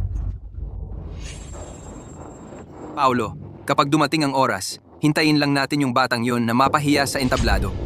Juan? Wala lang siya. At nilakas loob niyang hamunin ako sa kampyonato ng estado? Ang ibig kong sabihin, Paulo, bakit mo pa siya pag-aaksayahan ng oras? Lasenggo lang siya, uminom siya, at nakakalimutan niya kung sino siya. Kita mo? Kung natatakot siyang mapahiya sa entablado at magpa siyang uminom, bibigyan namin siya ng breathalyzer sa mismong oras na yun. Kung siya ay matino at hindi makapagsalita sa harap ng lahat ng mga taong yun. Yun ang patunay na ang mga nakaraang debate niya ay peke lahat. Lahat tutuksuhin siya. Ang palabas na ito ay magiging napaka-interesante. Paulo, henyo ka. Itong si Carlo, ano ang gagawin natin? Beato, Juan, ang laban ngayong weekend, sali ka pa ba? Dapat ba akong pumunta? Ang kasikatan ng post na ito. Paano? Paano ito umabot ng 10,000? Juan, kung tatanungin mo ako, okay lang kung hindi ka pumunta. Perpekto. Gusto ko ring maglaro ng games ngayong weekend. Sabay tayo. Sa mga nakaraang araw, kayong lahat ay nagtatrabaho araw at gabi para tulungan akong mag-training. Para tulungan akong malampasan ang social anxiety. Para makapagdebate ako ng maayos. Oo, si Carlo ay sadyang nag-set up sa atin. Hindi tayo magpapadala sa kanya. Malapit na ang nationals. Masasabi ko gusto talaga nilang sumali. Ako, ayokong maging sagabal sa kanila. Hindi, tama yon. Hindi tayo pupunta. Hayaan siyang masanay ng maaga. Wala nang kailangang pigilan. Itong si Carlo.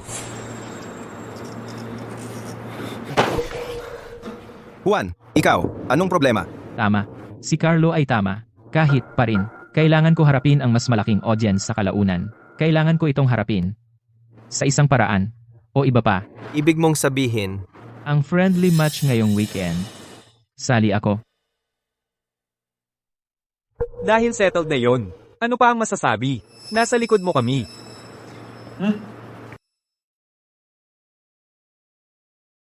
Sali rin kami.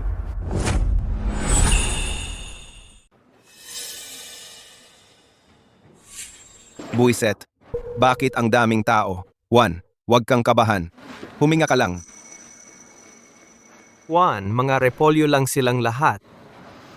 Sundin lang natin ang pag-practice natin. Isipin mo na lang na sila ay kaming tatlo. Ayos ka na. Anong nakakatawa?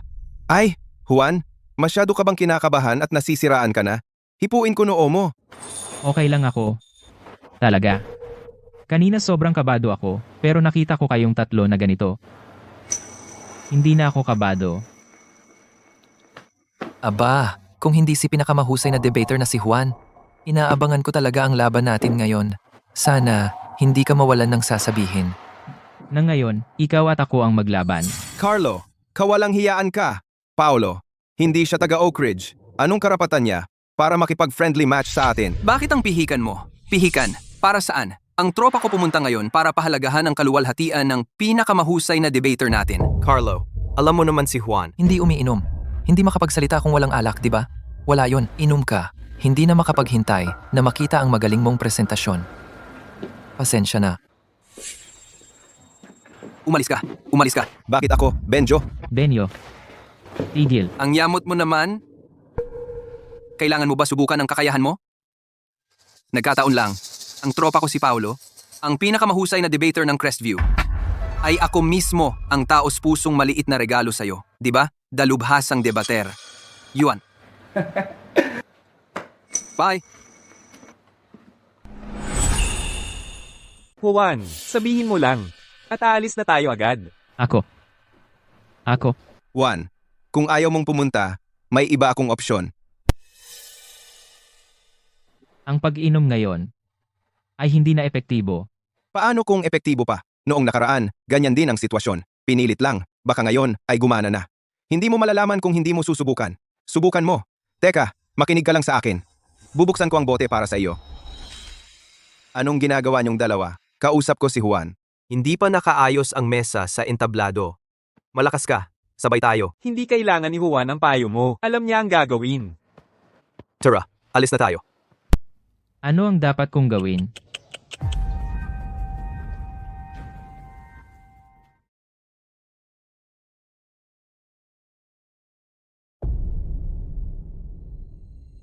Ayaw kong ang dalawang iyon ay tumawa sa akin.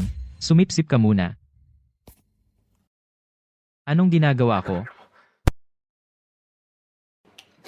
Ngayon? Hindi ba sinusubukan ko lang lampasan ang aking psychological barrier? Ngayon, hindi ba sinusubukan kong makita kung hanggang saan ako nang hindi umiinom? Kung inumin ko ito, at mawalan ng malay kung gayon ang lahat ng dati kong pagsisikap, ay magiging walang kabuluhan. Kung inumin ko ito, dudurugin ko ito. Kung gayon hindi ba nangangahulugan na kung walang alkohol? Duwag lang ako. Magsisimula na ang debate. Dalawang koponan, pakiakyat sa entablado. Oras na para umakyat sa entablado. Pasensya na sa paghihintay. Opisyal nang magsisimula ang friendly match ngayon. Ang paksa ng debate ngayon ay, ang paghahanap ng saya sa paghihirap ng iba, itinuturing na masama. Yung dalawang gago, sadyang ginawa nila iyon. Sa aking kaliwa, mayroon tayong koponan ng nagpapatunay. Ang paghahanap ng saya sa paghihirap ng iba ay masama. Sa aking kanan, mayroon tayong koponan ng negatibo. Ang paghahanap ng saya sa paghihirap ng iba, hindi masama. Sige, opisyal nang magsisimula ang laban ngayon. Unang debater para sa nagpapatunay, simulan ang iyong argumento. Mga ginang at ginoo, aking kalaban, kumusta kayong lahat? Naniniwala kaming matibay na ang paghahanap ng saya sa paghihirap ng iba ay masama. Una, Ang paghahanap ng saya sa paghihirap, Hayaan mong tanungin kita, aking kalaban. hindi ba't ngayon nagtatawanan ako? Juan, hahayaan mo lang ba silang yurakan ka at tumawa? Kapag alam mong may taong malungkot at nahihirapan, palihim kang natutuwa, ikinagagalak mo iyon. Hindi ba iyon puro masamang hangarin? Mababaw iyon? Sa buong kasaysayan, ito'y kinamuhian. Lahat, ang damdamin ay likas, hindi mapigilan. Maaari bang ang isang bagay na likas talagang tawaging masama? Tulad ng nasa kalye ka, at may nakita kang nahulog, tatawa ka ng hindi iniisip? Ibig bang sabihin, ay mayroon kang maraming masamang hangarin tungo sa taong iyon? Aking kalaban? Ano sa palagay mo? Bakit hindi ito masama? Bakit hindi? Mag-isip ka ng mabilis. Hindi dapat ako nagpasikat. Kung wala ang liquid courage, hindi ako makapag-isip ng maayos, at hindi man lang ako makatayo. Patay ka na. Tulad ngayon, kapag nakikita ko ang aking kalaban, na walang masabi, mukhang galit sa akin, pero wala silang magawa, nararamdaman ko ang labis na pakiramdam ng kasiyahan sa loob. Hindi iyon kasamaan. Iyon ang saya ng pananalo. kahanga-hanga. Makatuwiran iyon. Susunod ay ang malayang debate. Bawat koponan ay may 5 minuto ng malayang debate. Juan, oras na para sa malayang debate. Alam ko. Kailangan kong tumayo. Tara, gumalaw. Gusto kong itanong sa aking kalaban, sabi mo, kung hindi ko aktibong sinaktan ang kabilang panig, pero noong sila ay nasasaktan, nakaramdam ako ng kasiyahan at kaligayahan, paano iyon magiging kasamaan? Kung hindi ito kasamaan, ano ang maituturing na maliit na kasamaan? Aking kalaban, huwag mong walang katapusang itataas ang pamantayang moral at uriin ang mga karaniwang damdamin ng tao bilang kasamaan. Iyan ay napakabigat at hindi makatotohanan. Kung ngayon ikaw ang nasa kalagayan, hindi ka ba magiging masaya? Hindi ba ang kaligayahang iyon ay itinatag sa aming sakit? Kaya masasabi ko ba na ikaw ay gumagawa ng kasamaan sa amin? Pagpapalaki ng maliliit na bagay sa malalaki at dramatikong problema ay talagang sobra. Kalabang ika-4 na debater. Ano sa tingin mo? Naniniwala ako maraming tao ngayon dito ay dumating para marinig ang iyong tunay na damdamin. Pero ikaw wala kang sinabi. Oo, si Juan ay nakatingin sa lupa mula pa sa simula. Ano ang ginagawa niya ngayon? May binabalak ba siyang malaki? Tulad noong nakaraan. Mukhang hindi. Si Juan ay tila. Medyo masyadong kinakabahan. Juan. Tumayo ka. Magsalita ka. Magsalita ka, Juan. Magsalita ka. Juan, magsalita ka. Magsalita ka. Si Juan ay kumikilos ng kakaiba. Bakit hindi siya nagsasalita? Magsalita ka. Juan.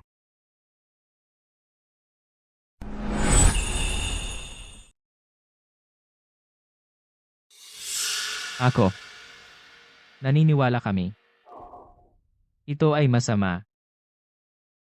Dahil. Bakit? Bakit ito masama? Sabihin mo.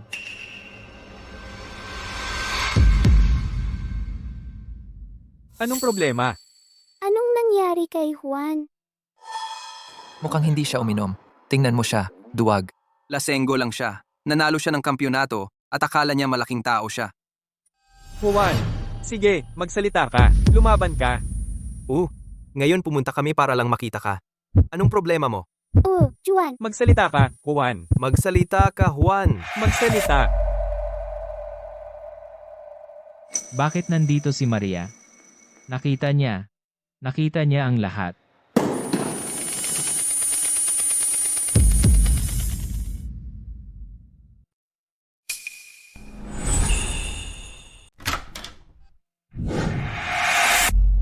Uy, ingat ka. Pasensya na. Juan?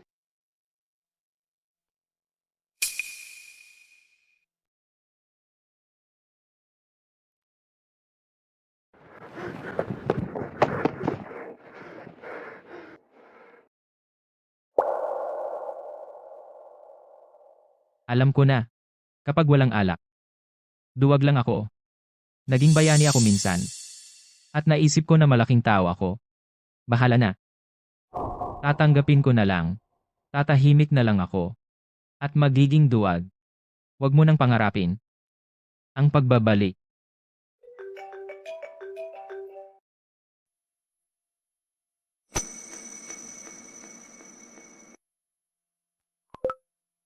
Benyo.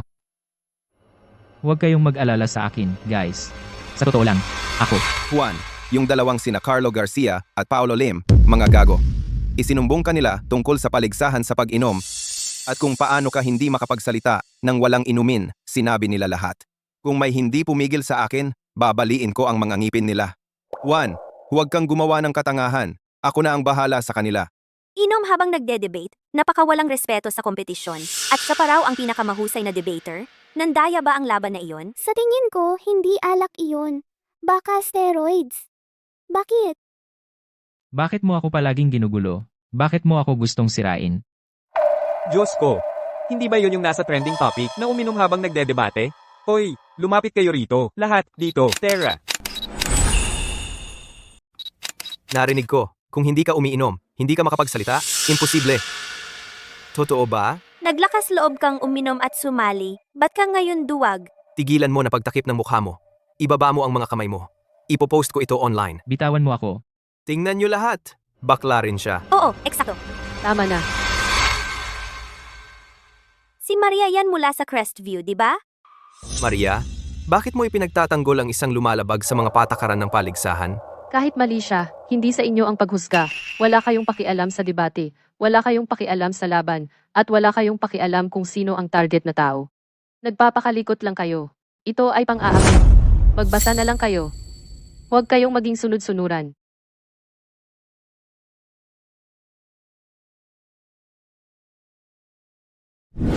Juan, bakit hindi ka nagsalita? Ha? Tinanong kita, sa entablado, bakit hindi ka nagsalita? Hindi ko mailabas ang mga salita.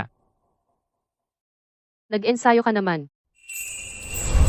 Sa akin yan.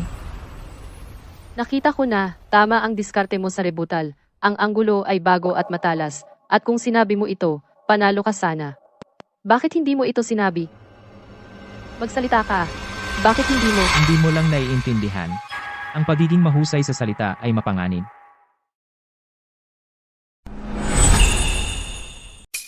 Ako. Pasensya na. Dahil ba sa lolo mo? Gawa-gawa ko lang yung kwento tungkol sa lolo ko. Para lang makuha ang simpatiya ng mga hurado at manonood. Sa totoo lang, Ako lang naman.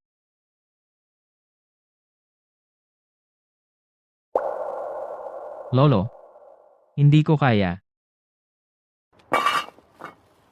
Talagang hindi ko kaya.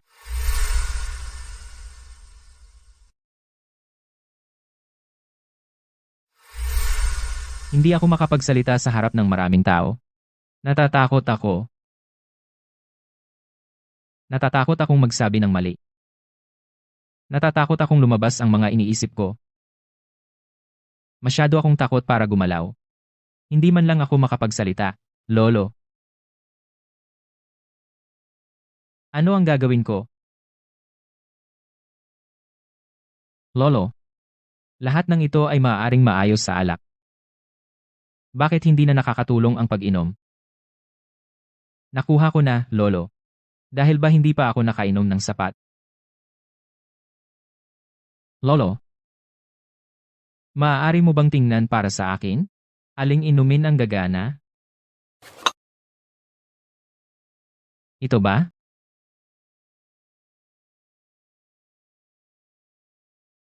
Hindi ito. Ito ba?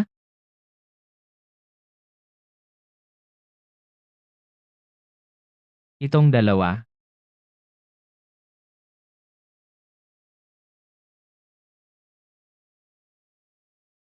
Ito ba?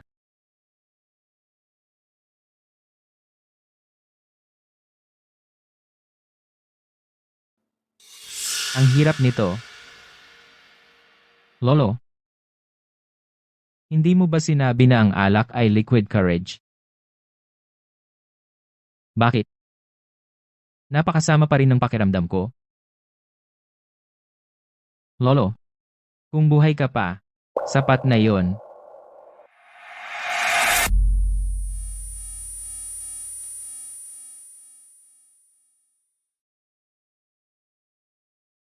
Lolo.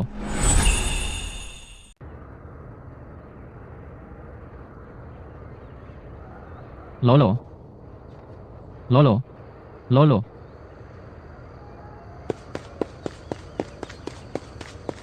Lolo, gusto ko ang debate. Bakit naman? Dahil, sa sandaling makakita ako ng solusyon, nasasabik ako at ipinagmamalaki. Kaya, mahal ko talaga ang debate. Pero, paano ito nangyari? Naalala ko na, noong araw na iyon.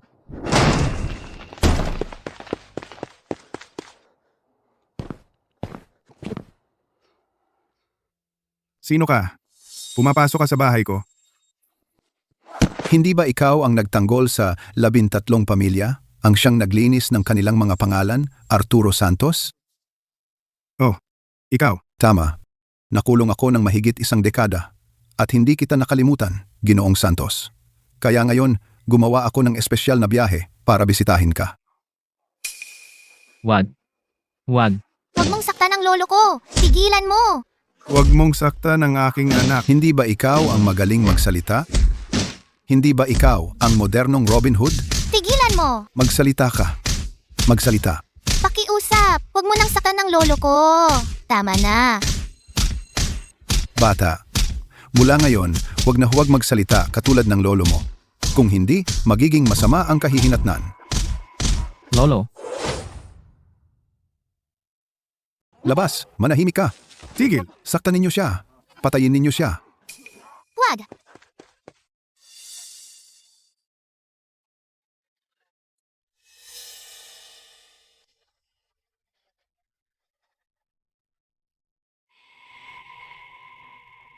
Kawawa naman ang batang iyon. Pagkatapos ng klase, binuksan niya ang pinto at natagpuan ang kanyang lolo na nahulog mula sa bubong.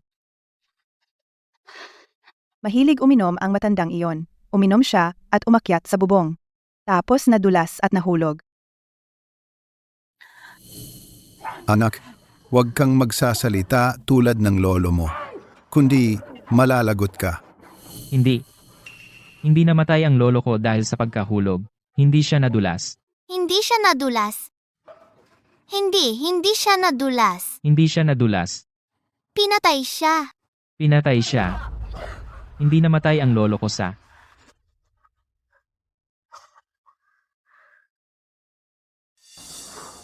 Hindi. Pinatay si Lolo. Hindi siya nadulas. Juan, gising. Juan.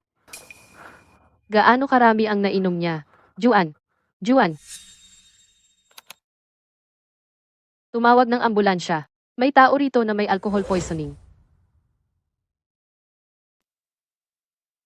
Alam mo ba kung gaano kahirap maghanap ng kalaban na ka-level mo ang kakayahan? Pasensya na. Pero ayoko lang talaga ng debate. Ayoko rin namang magsalita. Simula ngayon, hindi na ako sasali sa kahit anong kompetisyon. Huwag mo na lang. Akong hanapin pa. Ang lolo ko. Ipinagtanggol ang mga taong iyon sa buong buhay niya. Pero sa huli, hindi naging maganda ang nangyari sa kanya.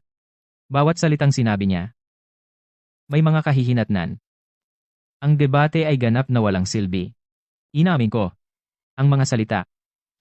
Ang pinakamakapangyarihang sandata. Pero kasabay nito, sila ay sandata na nakakasugat sa iyo. Kung mas marami kang sinasabi, mas marami kang pagkakamali. Kung wala kang sasabihin, hindi ka magkakamali. Gusto ko lang tahimik na. Maging isang mahiyain na cute. Ayoko rin namang nasa spotlight. Dahil iyon ay makakasakit lang sa akin. Mali ka. Sa totoo lang, ang pamilya ko ay isa sa mga pamilyang tinulungan ng lolo mo, isa sa 13 pamilya. Bayani ang lolo mo. Iniligtas niya ang pamilya namin. Lahat kami naaalala siya. Hindi mo na kailangan pang aliwin ako.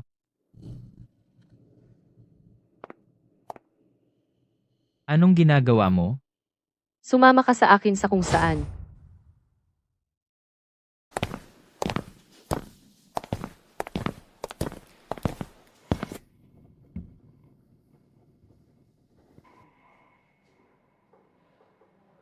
Ito. Ano sila?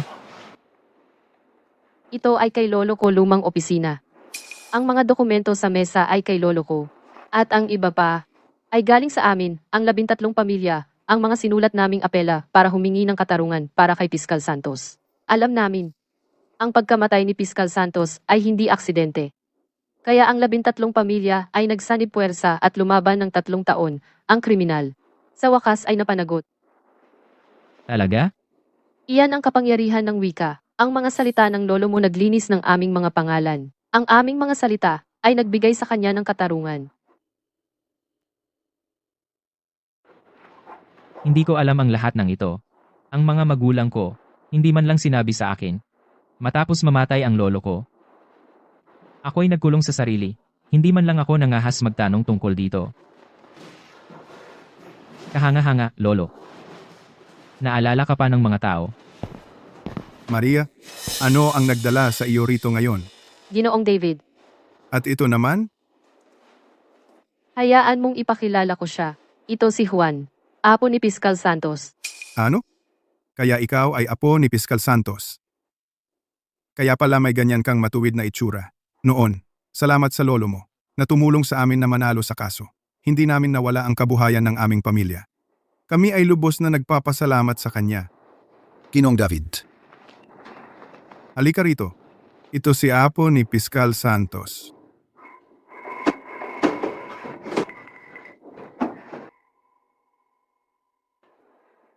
Lolo, may mga taong naaalala ka pa. Naaalala nila ang iyong kabutihan. Salamat. Salamat sa pag-alala mo sa aking lolo. Sa totoo lang, dapat nating pasalamatan ang iyong lolo. Oo, kung hindi dahil kay Piskal Santos, ang tatay ko sana ay naapi na matagal na. Kaya, binuksan namin ang klinikang ito para sa tulong legal, partikular na para tulungan ang mga hindi kayang makamit ang katarungan, upang ipaglaban sila at makipagtalo para sa katarungan. Ang klinika? Ang pangalan ng klinikang ito ay Santos Legal Aid Clinic. Arturo Santos? Ipinangalan ito sa aking lolo. Tama. Bilang parangal kay Piskal Santos, nagtayo kami ng isang dambana para sa kanya sa klinika. Isang dambana?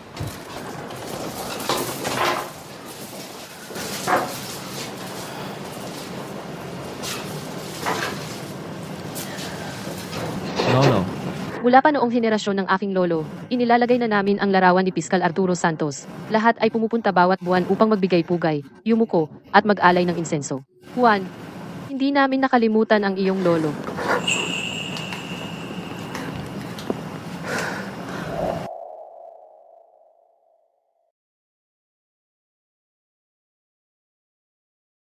Maria.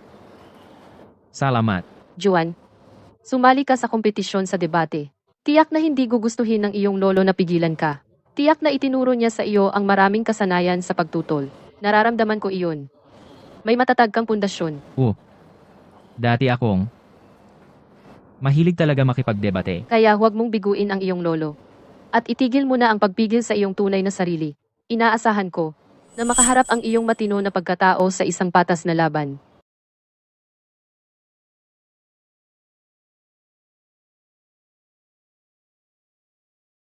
Kaya ang mga salita ay napakalakas.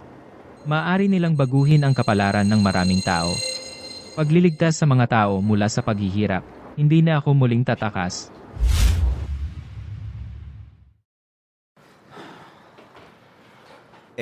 Sumagot ba si Juan sa inyo? Tumatawag ako sa kanya, parang daan-daang beses. Lahat ng lugar na naiisip ko, hinalughog ko na. Pero, wala akong bakas ni Juan na natagpuan. Sa tingin mo, baka siya. Hindi naman. Huwag mong sabihin yan. Juan, Juan, Pasensya na, mga tol. Pinaalala ko kayo. Bumalik na ako. Juan, saan ka pumunta? Pinatay mo kami sa takot. Ikaw, ayos ka lang ba? Ako, okay lang ako. Sa totoo lang, hindi pa ako naging ganito kahusay. May problema ba ang ulo niya o ano? Gusto kong sumali sa pambansang paligsahan sa debate. Juan, hindi mo kailangang pilitin ang sarili mo. Hindi mo kailangang gawin ito para sa amin. Kahit hindi kami pumunta, wala kaming pagsisihan. Hindi. Hindi ko pinipilit ang sarili ko. Gusto ko talagang makipagpaligsahan. Tungkol sa social anxiety ko, makakahanap ako ng paraan para malampasan ito. Tulungan ninyo ako dito.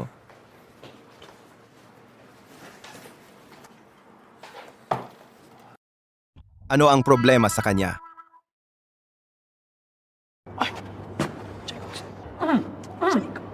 Ikaw.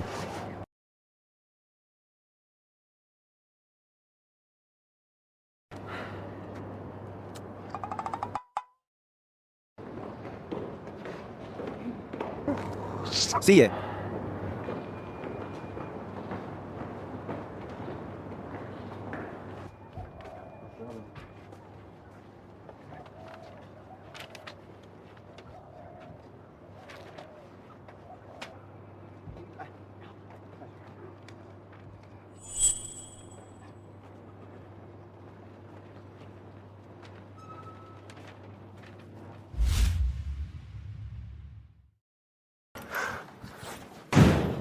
Ang mga flyers ngayon, naipamigay ko na lahat. 1 oras pa lang at wala na lahat.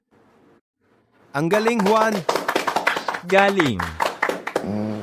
May isa pa akong bagay na kailangan ko ng tulong ninyo. Ano? Pwede ba kayo tulungan ako? Mag-set up ng ilang practice match. Ikaw? Sigurado ka bang kaya mo? Hindi ko alam, pero gusto kong subukan. Kung may manonood o wala, hindi mahalaga. Gusto ko lang itulak ang sarili ko para magsalita sa harap ng maraming tao. Magsalita lang. Sige. Naiintindihan ko, dahil ganyan mo sinabi. Talagang, ibibigay namin ang lahat para matulungan ka. Salamat sa inyo. Kaya, sa tingin mo, ang pag-uugaling ito ay tama o mali? Ako sa tingin ko, ang pinag-uusapan mo ay mali. Una sa lahat, pagdating sa talento, kahit gaano kakahirap magsikap, Aking kalaban, naniniwala kami ang resulta ay mas mahalaga kaysa sa proseso. matatag kaming naniniwala ang proseso ay mas mahalaga kaysa sa resulta. Ang mga resulta ay pangkaraniwan at sila ang pangunahing gabay ng mga aksyon. Halimbawa, Ang mga marka sa pagsusulit sa kolehiyo, ang resulta ay isang sandali lamang, samantalang sa ating buhay, lahat ng mga pananaw, karanasan, at alaala. Ang tunay na mahalaga.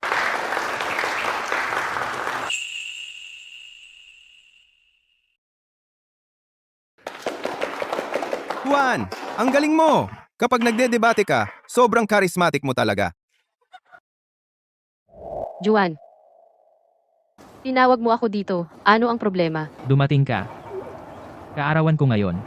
Kaya gusto kitang makita. Maligayang kaarawan. Ikaw ay nagbago ng malaki. Ako ba? Ibig kong sabihin, ang iyong vibe. Hindi na kasing tensyonado gaya noon. At ang iyong mga kamakailang aksyon, narinig ko na lahat tungkol sa kanila. Narinig ko maayos ang iyong paghahanda.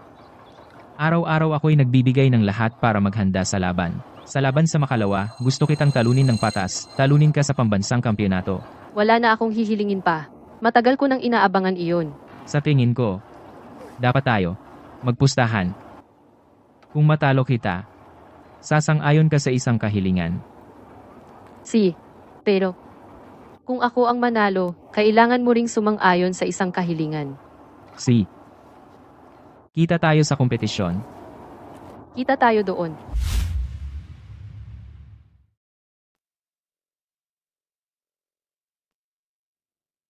Mga pare, kakatingin ko lang sa audience. At dahil napakaraming tao, at napakaraming kamera, kinakabahan na ako pare. Juan, kamusta pakiramdam mo? Ako'y okay lang ako. Marami na tayong inihanda sa mga nakaraang araw. Magiging maayos ang lahat. Tara na. Lakad na. Basura pa rin ang basura. Yuan? Sa pagkakataong ito, hindi ka naman tatakas tulad ng dati. Parang asong hinampas, di ba? Ikaw.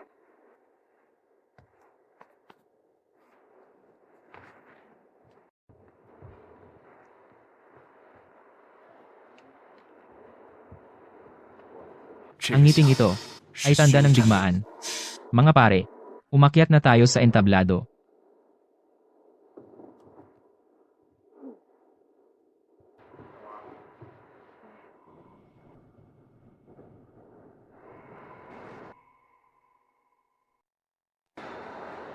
Maligayang pagdating sa pambansang kampyonato ng debate sa kolehiyo.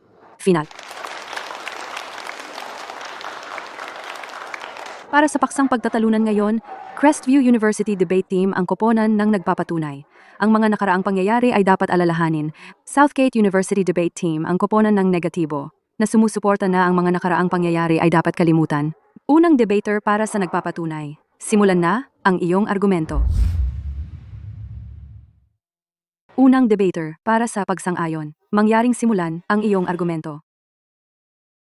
Aking kalaban, kagalang-galang na mga hukom, mga ginang at ginoo, magandang araw sa inyong lahat. Ang aming posisyon ay, ang nakaraan. Dapat alalahanin. Una, ang pag-alala sa nakaraan ay tumutulong sa atin, matuto mula sa karanasan.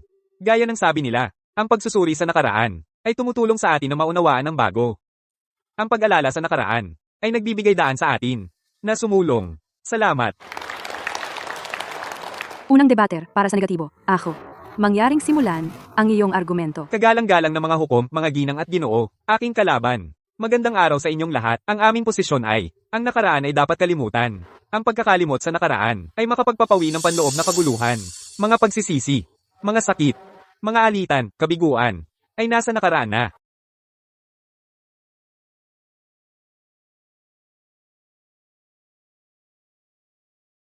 Tapos na ang aking argumento. Salamat.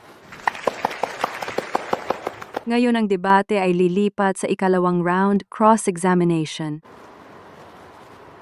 Aking kalaban, kung madali mong nakakalimutan ang mga nakaraang pagkabigo, paano ka matututo mula sa mga ito at maiwasan ang paggawa ng parehong pagkakamali? Maaring sabihin ng aking kalaban na ang nakaraan ay dapat alalahanin upang matutunan ang ating mga aral. Salamat. Susunod, tayo ay lilipat sa ikatlong round, ang Q&A session. Aking kalaban, mayroon akong tanong.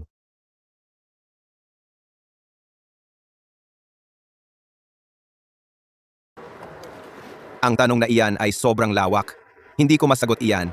Ngunit naniniwala kami na ang nakaraan dapat kalimutan. Dapat tayong tumutok sa kasalukuyan at hinaharap. Maaari kang magsimulang muli dahil kahit maganda ang nakaraan, wala na ito. Salamat. Ano ang hinihintay ni Juan? Siya ba ay...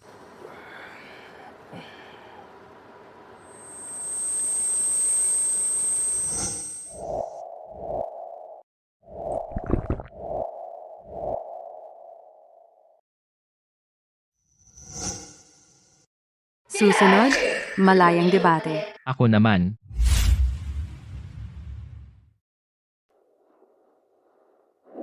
Kung wala ang nakaraan, hindi mo malalaman ang mga hangganan. Kung makakalimutan mo ang mga pagkakamali noon, uulitin mo lang ang mga ito, paano yun magiging paglago? paglago ay nagmumula sa pagtingin sa hinaharap, hindi sa pananatili sa nakaraan. Ang pananatili sa nakaraan ay nakakaapekto lamang sa kasalukuyang buhay. Dapat alalahanin ang kasaysayan, dapat alalahanin ang ugnayan ng pamilya, at dapat alalahanin ang iyong orihinal na layunin. Gusto kong itanong, ang mga bagay na ito, makakalimutan mo ba lahat ng mga ito? Ang pag-alala sa kasaysayan ay hindi nangangahulugang pag-alala sa sakit. Kung ang ating bansa daan-daang milyong tao ay patuloy na nananatili sa sakit ng pagyurak at pananakop noon, paano lalakas ang ating bansa at paano uunlad ang teknolohiya? Kung ikaw, dahil sa pagpanaw ng isang mahal sa buhay, hindi makakalimot at maging wasak para sa mahal na iyon at para sa iyong sarili, ito ay hindi bababa sa isa pang dagok. Naniniwala kami na dapat kalimutan ang nakaraan. Dahil ang mga bagay ay laging gumagalaw at umuunlad, at ang mga tao ay laging sumusulong. Kailangan lang nating tandaan ang mga aral at karanasan. Bakit pa mananatili sa mga bagay ng nakaraan at tumatangging pakawalan? Ang paglimot ay mas mahirap kaysa pag-alala, ngunit sa parehong panahon, ito ay mas mahalaga.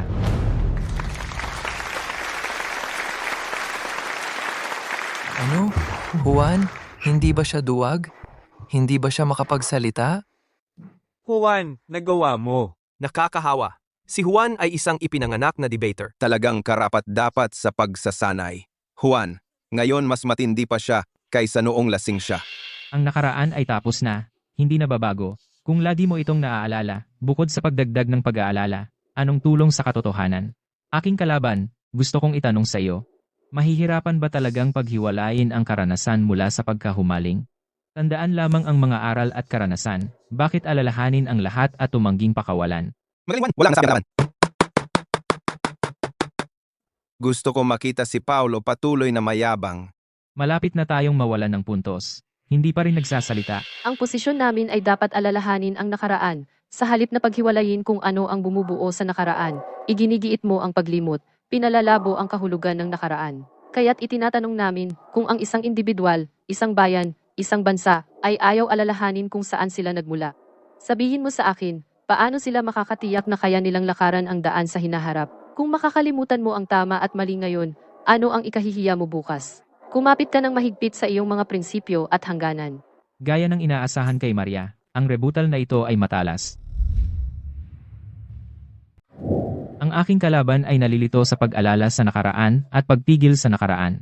Ang paglimot na pinag-uusapan natin ay hindi nangangahulugang paglimot sa mga aral ng kasaysayan, kundi ang pagbitaw sa masakit na pagkahumaling sa nakaraan, hindi pagiging bihag ng nakaraan. Huwag mong ikalito ang pagtakas sa nakaraan bilang kaliwanagan. Ang tunay na lakas ay hindi kailanman tungkol sa paglimot, kundi tungkol sa pagharap at pag-alala. Matagal na rin mula nang huli tayong makakita ng napakatalino na debate. Tama? Ang aking kalaban ay nagsabi lang ang paglimot ay pagtakas. Sige. Kaya hayaan mong tanungin ko ang aking kalaban, pagkatapos ng ikalawang digmaang pandaigdig, ang pagkakasundo ng Franco-German ay pagtakas din ba? Pagkatapos ng ikalawang digmaang pandaigdig, ang dalawang bansa ay may awayan. Kung sila ay nanatiling nalubog sa mga hinaing ng nakaraan at mga puot ng kasaysayan, ito ay magdudulot lamang mga henerasyon ng kaguluhan at walang katapusang digmaan. Ito ay dahil binitawan nila ang mga puot ng kasaysayan at masakit na pagkahumaling sa nakaraan upang makamit nila ang pagkakasundo ng EU at ang pangmatagalang kapayapaang mayroon tayo ngayon. Ang halimbawang ibinigay ko ay medyo malayo na sa nakaraan at medyo malaki. Kaya ngayon, hayaan mong magbigay ako ng personal na halimbawa. Dati akong naipit sa aking sariling nakaraan. Akala ko kailangan kong alalahanin ang pagkamatay ng aking lolo. Kung hindi ko gagawin, sino sa mundong ito ang makakaalala sa kanya? Kung hindi ko siya naalala, ang mabubuting bagay na ginawa niya, ang mga taong tinulungan niya, at maging ang hindi patas na pagtrato na natanggap niya, sino ang makakaalala sa kanila? Kung gayon siya ay magiging wala kundi isang libingan. Kaya, nagsimula akong pahirapan araw at gabi, at magkakaroon ako ng masasamang panaginip gabi-gabi. Akala ko ang paglimot ay nakakahiya. Kung nakalimutan ko ang mga alaala ng aking lolo at ako, mga pangyayaring iyon sa nakaraan, iyon ay magiging pagtataksil. Kaya nagsimula akong magsara sa sarili ko, namumuhay ng buhay na hindi ko gusto. Nagsimula akong mamuhay na parang gusgusin. Anino ng aking sarili. Binata, gusto mo ng isa pang hita? Salamat, ikaw din. Juan,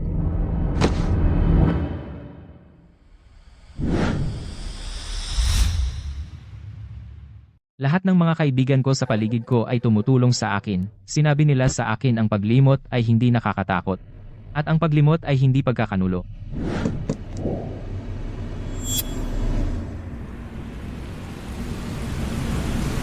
Kung walang paglimot, hindi ako makakatayo rito ngayon.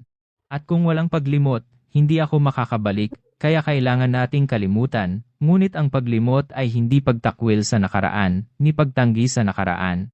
Ito ay tungkol sa pagpapaalam. Ang mga nakikita lang ang nakaraan ay hindi makakalayo, samantalang ang mga marunong kalimutan ay makakalayo. At magsisimula muli.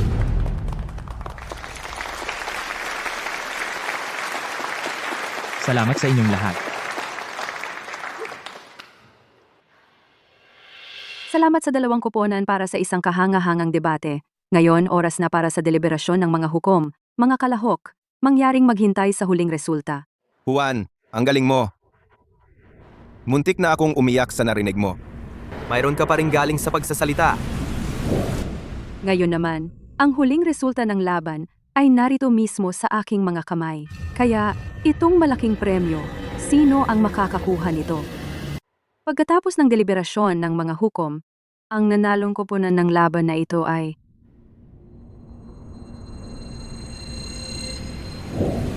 Southgate University.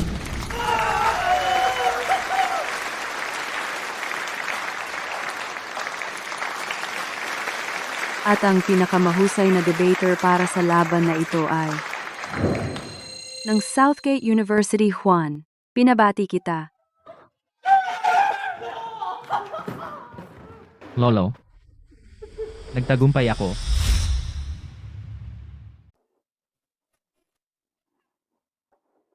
Maria. Tingnan mo. Ang astig mo.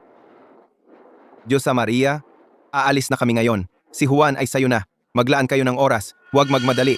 Kayo na dalawa ang magpatuloy. Labanan mo sila, Juan. Pasensya na, hindi nila sinasadya yon. Alam ko. Hinihintay kita. Salamat sa magandang debate. Wala akong pagsisisi. At saka, binabati kita. Sa totoo lang, ako dapat ang magpasalamat sa'yo. Kung hindi dahil sa'yo na naglabas sa akin mula sa masakit na spiral na yon, wala pa rin ako.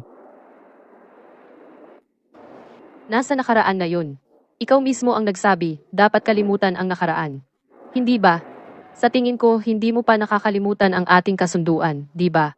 Kung matalo kita, ibibigay mo sa akin ang isang kahilingan. Siyempre naalala ko. Kaya ngayong nanalo ka, sabihin mo ang iyong kahilingan. Maria. Gusto kitang ligawan. Pwede ba? Juan, ang iyong estilo ay masyadong konserbatibo. Kung ako sana ang nanalo, ang kahilingan ko sana ay na sumama ka sa akin. Pero natalo ako. Handang sumama sa'yo. Pero natalo ako. Sa susunod, kung matalo kita ulit, pwede kang sumagot ng oo. Ngayon, Well, sa ngayon, bibigyan kita ng pagkakataong ligawan ako. Maria. Gagawin ko ang aking makakaya.